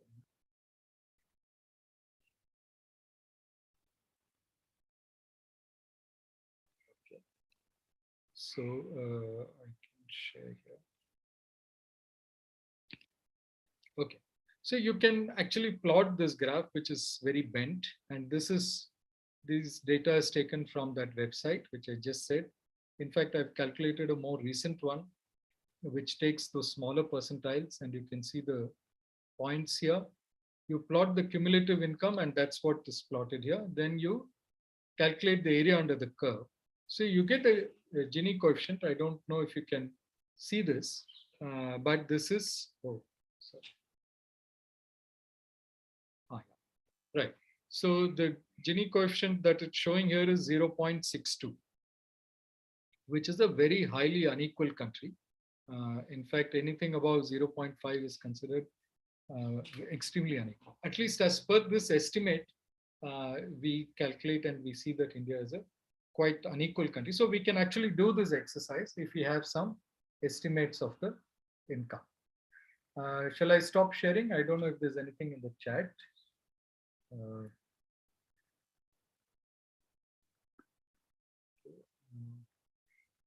Yeah, lesser the Gini coefficient, lesser the inequality. That's correct. Yeah.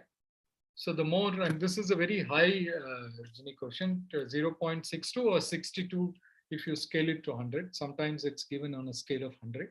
So you can say the Gini coefficient is 62, something like 62%. Okay, so let me stop sharing.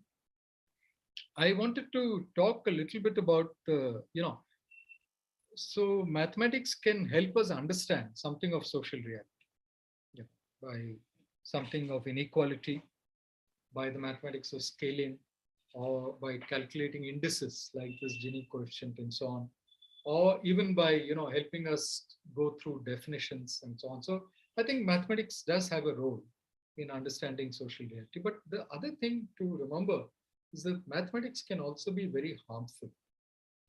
In fact, I just want to show one slide, and I'll stop with that, which is this books, which on the harmful uses of maths. These books are worth looking at. This one is called Weapons of Math Destruction by Kathy O'Neill.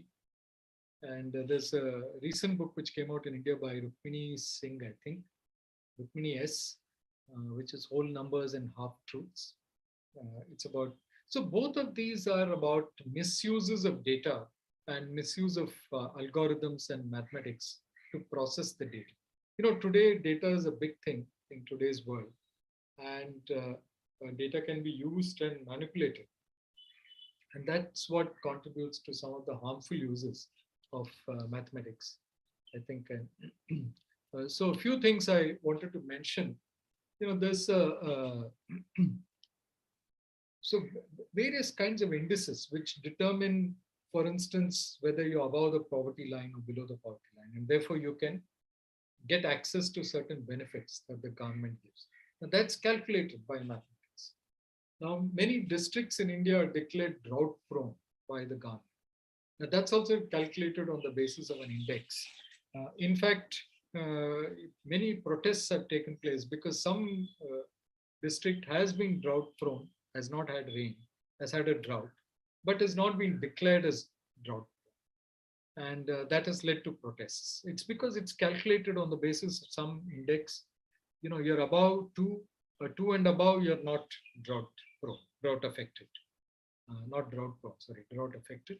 Neighboring district might be 1.9, they are drought affected. So they get the benefit, you don't get the benefit. So this kind of course, in fact, when we went and there's a project I was doing, we talked to some people on the field. In one district, there were no rains for 3 years, but it had not been declared drought affected.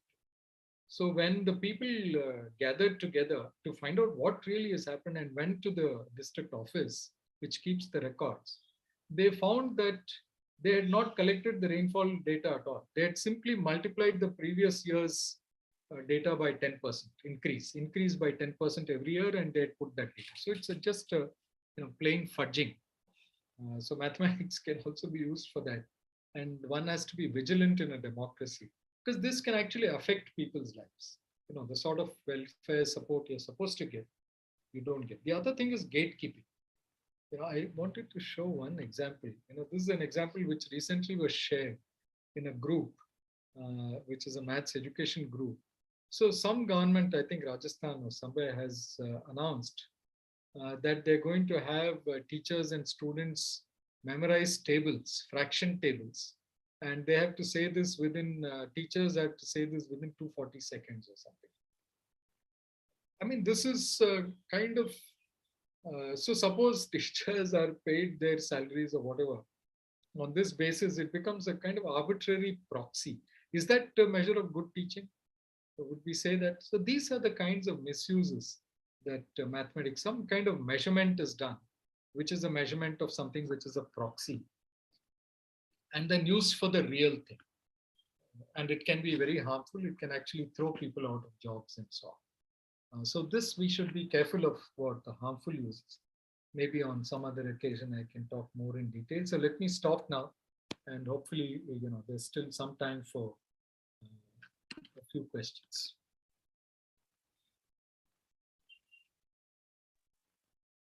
Participants, kindly unmute your mics and ask questions.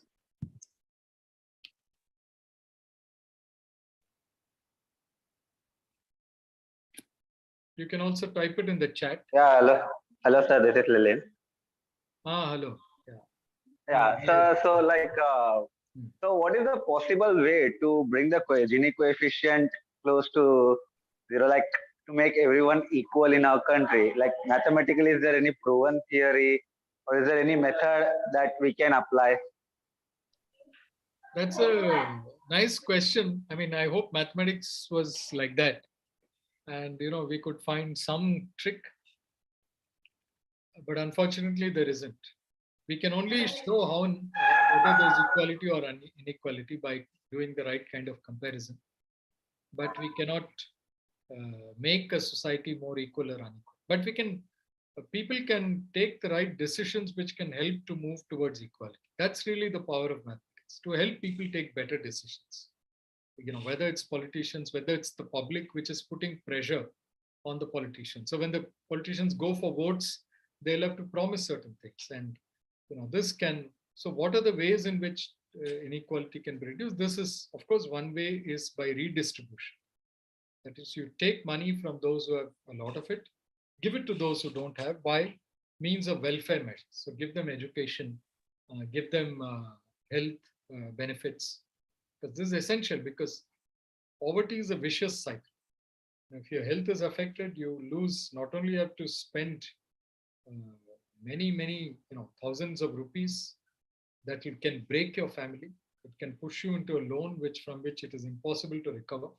It's called catastrophic health expenditure. That's very common actually. It can also lead to loss of income. If you're ill, you cannot go. If you're a daily wage earner, you cannot go and earn money. So providing health care is extremely crucial, because if without healthcare, the poor get poorer. They get pushed down into poverty because of catastrophic health expenditure, or because of loss of income due to poor health or illness. So these are the things which mathematics can help to keep track of. what is meant by catastrophic health expenditure? What's the data on this and so on. So, and awareness in this will help to push the right decisions by the political system as a whole. I hope I answered that a little bit. Yes, I got a little bit idea. So basically, what I feel, some mathematician should become some great mathematician should become politicians. That would help a country really a lot. Yeah, I think the public should be mathematically literate, not just the politicians. And that's why, we are discussing this, because maths education is about educating the future citizens, and even adult education, I could say, is about education today's public. So as educators, we have also that responsibility. Thank you. Thank you, sir.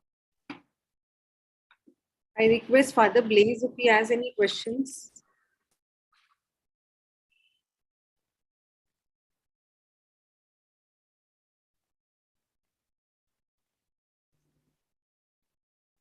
I missed most of your presentation because I was having problems with the internet here. So I'm very sorry to hear that. Sorry. anyway, there is one simple question that I wanted to ask, and it came, I think a couple of days ago on the newspaper or on the news in TV. Like that a man like Adani earns 1.5 crore or something per day. And I was wondering, when you referred to the time of the pandemic, I have a feeling that often tragedies, whether it's a pandemic or a tsunami or earthquake,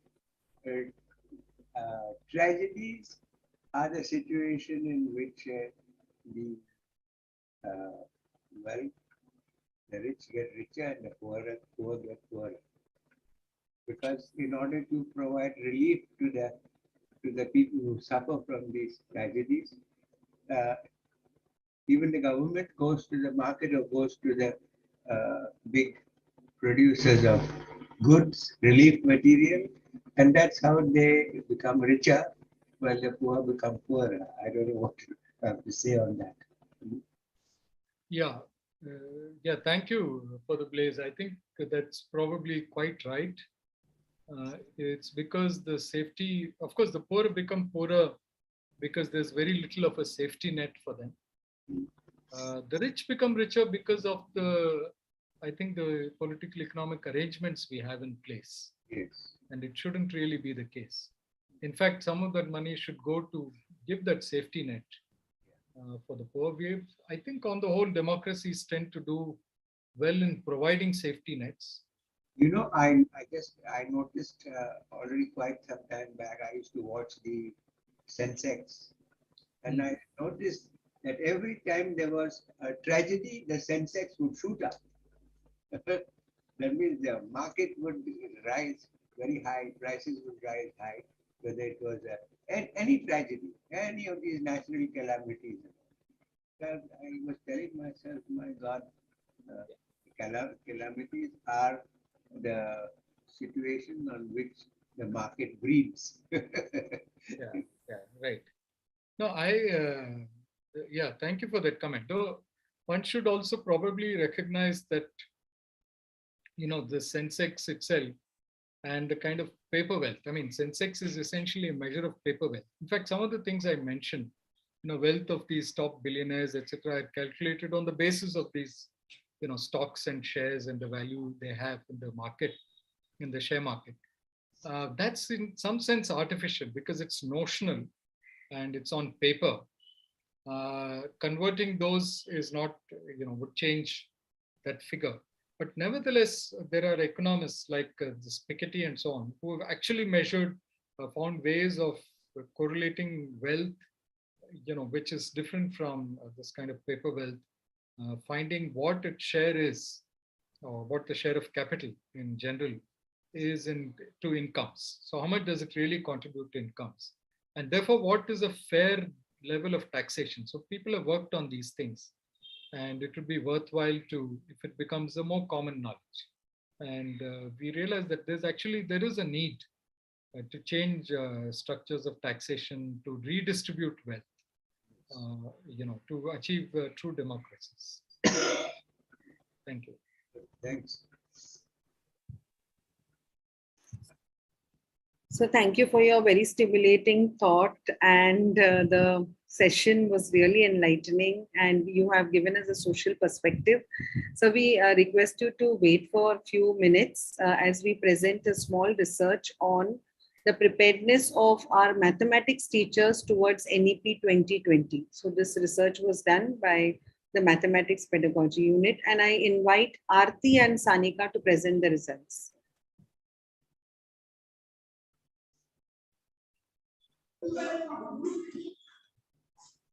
Good evening, everyone. Welcome to the survey which we have. Welcome to the survey which we have conducted on integrating NEP 2020 in mathematics. First, we will see the role of NEP 2020 in mathematics. Mathematics is an important subject of curriculum at every stage of school education due to its numerous applications in all walks of life. The importance of mathematics is recognized by each commission and policy after independence of India. The National Policy on Education, that is NEP, in 1986 stated that mathematics should be visualized as the Bible to train a child to think, reason, and analyze, and to articulate logically. Similarly, NEP 2020 proposed the importance of mathematics and mathematical thinking in the upcoming research-oriented fields such as artificial intelligence, machine learning, and data science. NEP 2020 proposed a paradigm shift from content-based learning to experience-based learning to make learning meaningful and interesting. So, through our research, we will see whether teachers have started integrating NEP 2020 in their mathematics teaching learning process. So, the first question was, do you think that NEP 2020 has given importance to mathematics learning? 73% teachers agree that NEP 2020 has given importance to mathematics learning. NEP 2020 has significant provision and provides a platform to build, nurture, foster, encourage, and multiply mathematical thinking.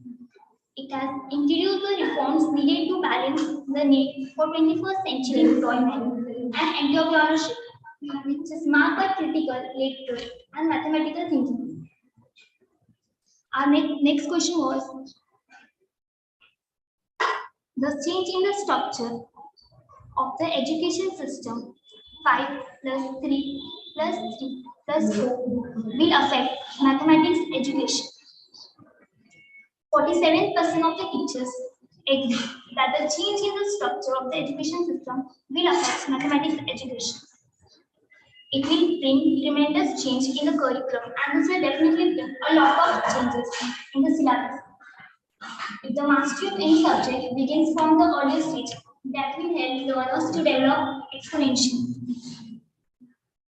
Third question, next question. Third question.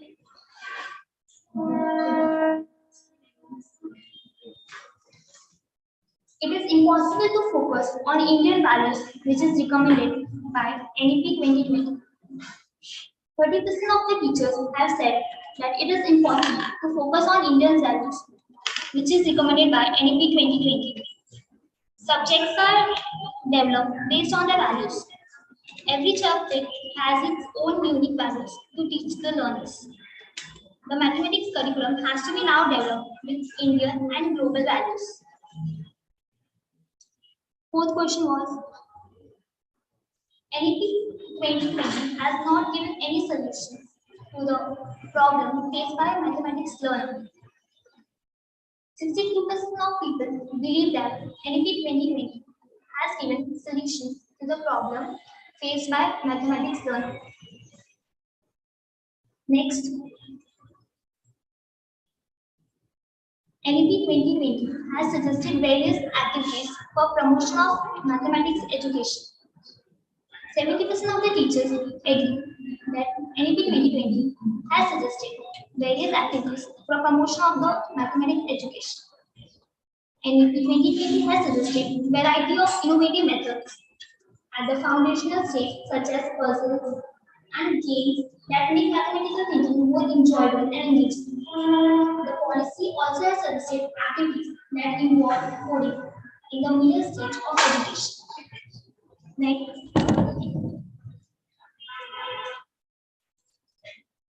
So our sixth question was, it is possible to bring in multiculturalism to teach mathematics. 71% of the teachers believe that it is possible to bring multiculturalism while teaching mathematics. Yes, it is possible to bring multiculturalism while teaching mathematics. Development of mathematics reflects the development of any culture.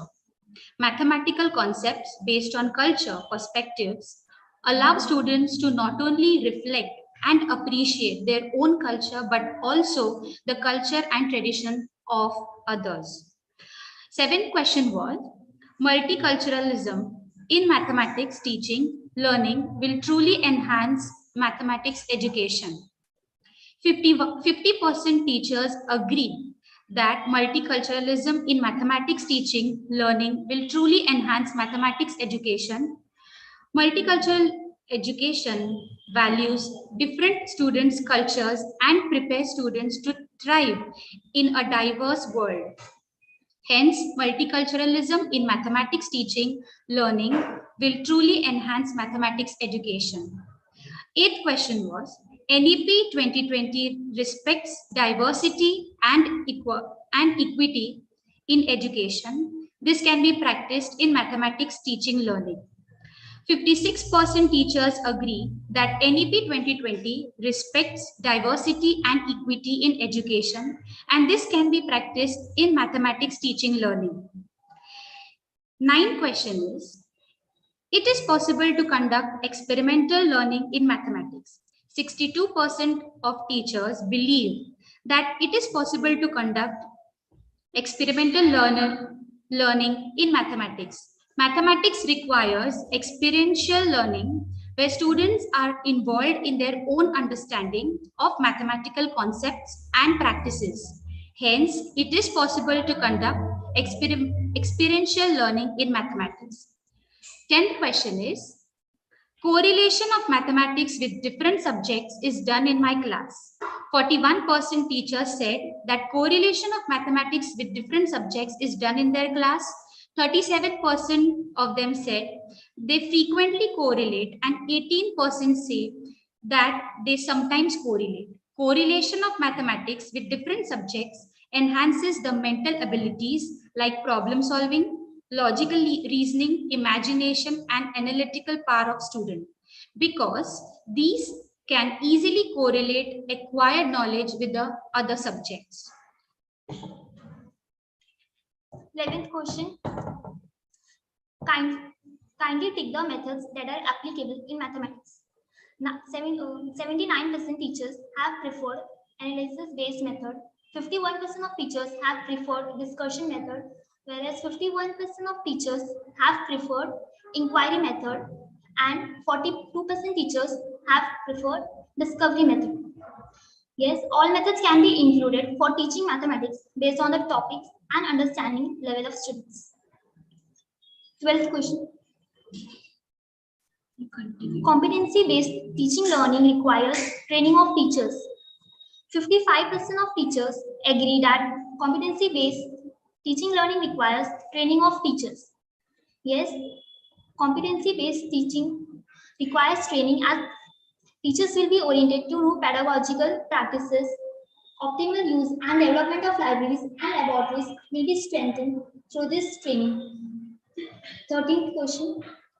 Kindly indicate the possibility of integrating the following methods in mathematics teaching learning. First, let us see what are the methods we are talking about. First method was art integration. Second, sports integration. Third, storytelling method. Fourth, role play method. And fifth, hands-on training. Approximately 50% of people believe that integrating the given method is not always possible. 42% of people believe it is possible, and 8% of people believe that it is not possible at all.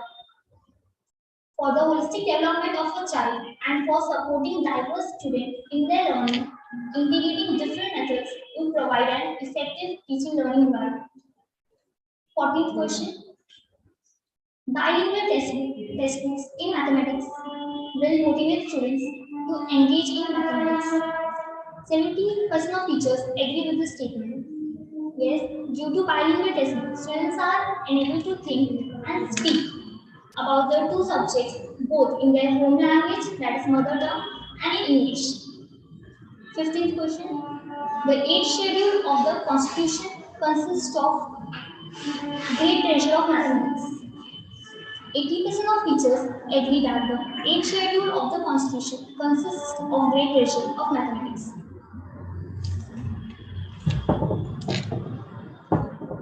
16th question is, mathematics and mathematical thinking is important for one of the following according to NEP 2020. 37% of teachers believe that mathematics and mathematical thinking is important for India's future prospects. 28% of teachers believe that mathematics and mathematical thinking is important for Indian education. Mathematics and mathematical thinking is important for better problem-solving skills. Mathematical thinking improves the problem-solving abilities of students and helps them to evolve into logical thinkers rather than emotional thinkers. This is the basis of constant improvement, communication, and learning. 17th question. Which type of thinking will be emphasized throughout the school years? 37% of teachers believe that scientific thinking will be emphasized throughout the school years. 32% of teachers believe computational thinking will be emphasized, and the remaining 32% believe inquiry thinking will be emphasized. Hence, we can see that there is no clear comparison between the three types of thinking. Hence, it shows that different students prefer different types of thinking approach. 18th question. Knowledge of India will be included in mathematics. 90% of people state that knowledge will be included in mathematics. 9% of people state that knowledge of India won't be included in mathematics. India has made many contributions to the field of mathematics, and so the knowledge of India will be included in mathematics. 19th question. School examination to test achievement of learning outcomes in mathematics will be conducted in the following grades. 35% teachers believe that school examination to test achievement of learning outcomes in mathematics will be conducted in grades 3, 8, and 10. 35% teachers believe that school examination to test achievement of learning outcomes in mathematics will be conducted in grades 3rd, 5th, and 8th. 30% of teachers are not sure regarding the grades in which the exam should be conducted. 20th question. NEP 2020 has given importance to mathematics education.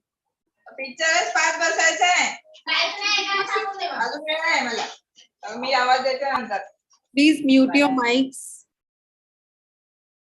Continue, Sanik.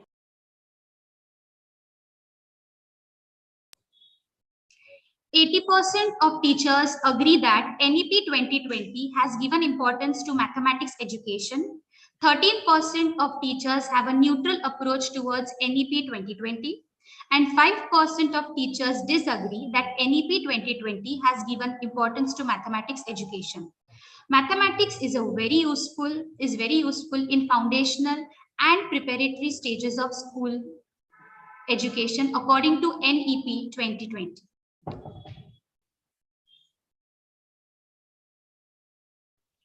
Thank you. Since Dr. Subramanian has to leave, I would invite Neeral to propose the vote of thanks. Just a brief comment. I think Yes, yes, yeah, sir. nice to look at the presentation, and congratulations. You've done a lot of work. You've taken a lot of initiative. It's very nice.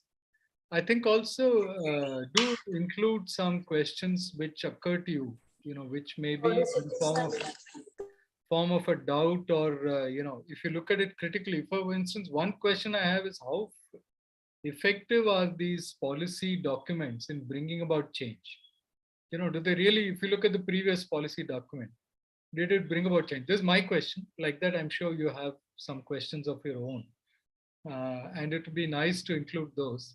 Of course, we don't know when teachers are expressing their opinion, whether they are being honest, open, or are they just quickly giving some thoughtful response, etc. Those are also worth reflecting on. But it's a very nice step, and let me congratulate you on taking this initiative. Thank you for presenting that. Neeral, please propose the vote of thanks. Neeral?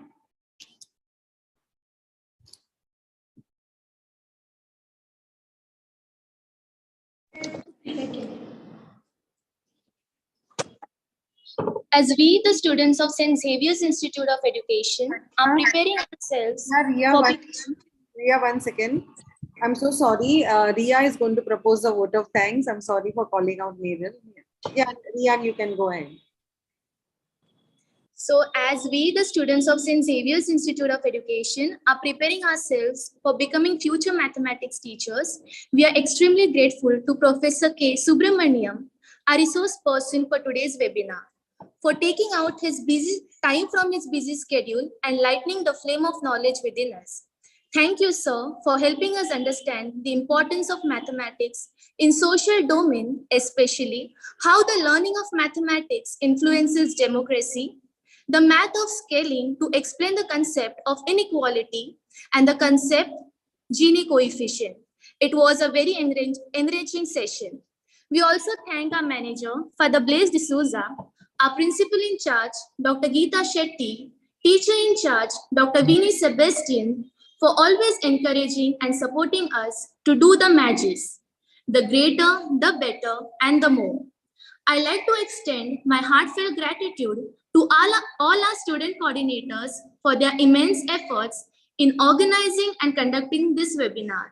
And last but not the least, we thank you all dear participants for spending your valuable time with us and making this webinar a success by incorporating all the strategies and solutions that we learned from this webinar series. Let us all strive to make a difference to the mathematics teaching learning process and drive the fear of maths out of our students. Thank you. Thank you, sir, for your presence here. Inviting Neeral to give the feedback instructions. Thank you very much. Enjoyed it. Thank you, sir. I'll take leave now. Yes, yes, Bye, sir. Dr. Vinny, bye for the place. Thank you very much. Thank you, sir. Thank you.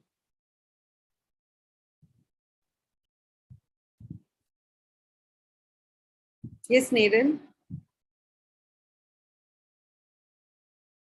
We can't hear you, Neeral. A gentle reminder to all the participants present here. Link for the feedback form will be sent in the chat box of the Zoom meeting and in the YouTube channel now. Kindly fill it to get the e-certificate. Please note, we are keeping the form open till 7:30 p.m. So all the participants are requested to fill the feedback form before 7:30 p.m. While filling the form, make sure that you enter the correct email address or the certificate will not deliver to you, and also enter your name correctly because no changes will be done later. If you don't receive your certificate, please wait for 30 minutes and do check your spam folder after 30 minutes. If you are still unable to get the certificate, then kindly contact any of the student coordinators regarding the issue.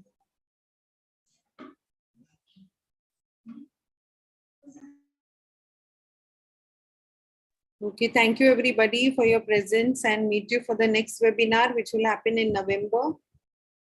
We won't have it in October because of the Diwali vacation. So thank you very much. Poonch, you have, Harish, you have put up some chat link on the chat. So what is that about? Yeah, ma'am. It is group of mathematics lovers. Any person who is interested in mathematics may join that group. WhatsApp group. Dr. Kameshwar Rao is admin of that group. He is from South India. So any person who is interested to join that mathematics group, on every day, only mathematics chat is being discussed in that group. Okay. www.mathematicsnetwork.com. Okay. Thank you very much. Welcome. Okay. Bye, Father. Thank you very much, everybody.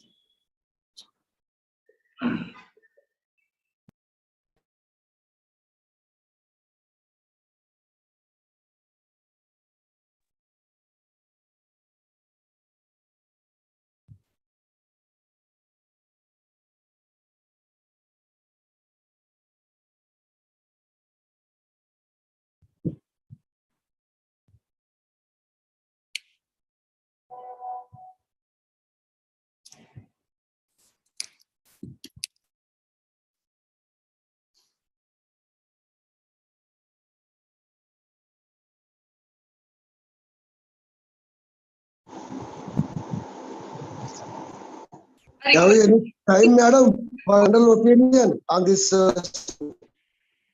Hello? Yes, what happened? Have you any chance to me for general opinion on NEP education? Sir, we had conducted a research to just see what is the preparedness of teachers for NEP 2020. So Okay, madam. I understood, madam. Just my opinion and my just thought as a teacher. I just telling a few points on NEP of implementing mathematics. So you want to share or you want our opinion? What is it like? Well, in my opinion, experience, I already participated in so many webinars and so many different topics. Just my opinion on this NEP 2020 of the structural, whatever it may be, for subject wise, especially here in this discussion, I think. Sir, can you write to us on mathslearning@ssci.in? I will just write to you. Just I am not writing. Just I am already. I am resource person. I am telling a few points as a resource person. My experience. Okay, sir. Okay, madam. Just 1 minute. Yeah, you can see. Oh, okay, madam.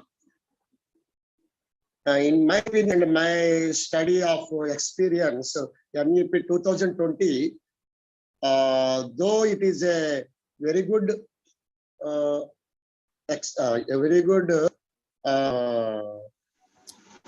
mandate,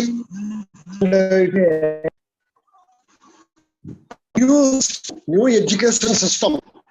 Of course, education system previously stood up at least 30 to 40 years, man.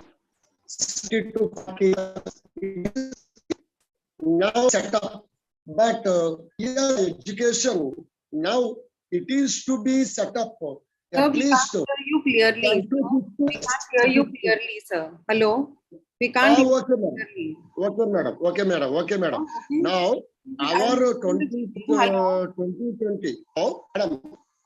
Our 2020 NEP, madam, 2020 NEP is set up at least to be implemented at least 10 to 15 years, madam. It is to be.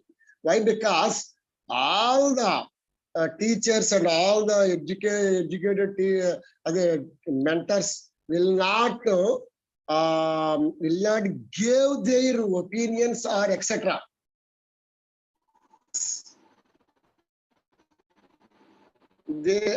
All the opinions are taken up for the 2020, madam. Just it is to be implemented in some states only. It is not through India. Not throughout India, madam. Hello?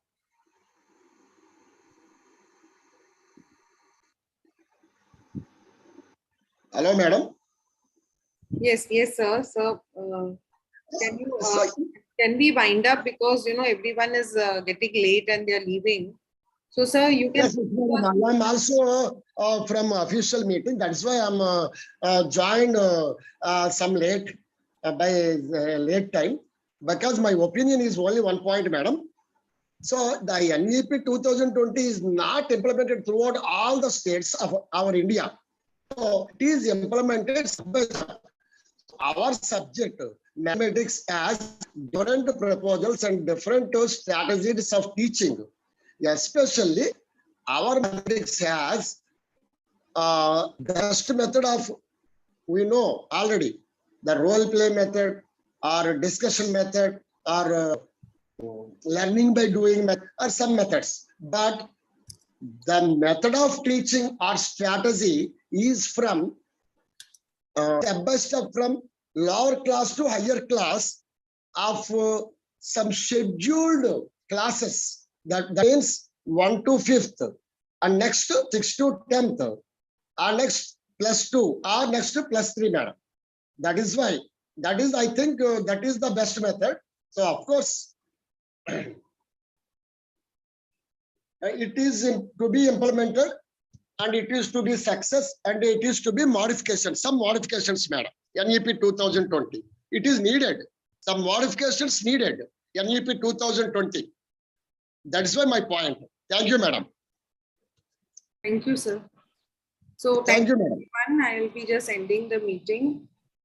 Nagaraj, sir, you wanted the link, you know, so I have to go up in the chat and I have to see just a minute. You want the link that is put up by that participant. Okay, this is the link. This is the link, sir. This is the link. Okay. So can I end the meeting now? Thank you, sir, very much for your sharing also. So I am ending the meeting now. Thank you, everybody. Students, can I end the meeting now? Hello?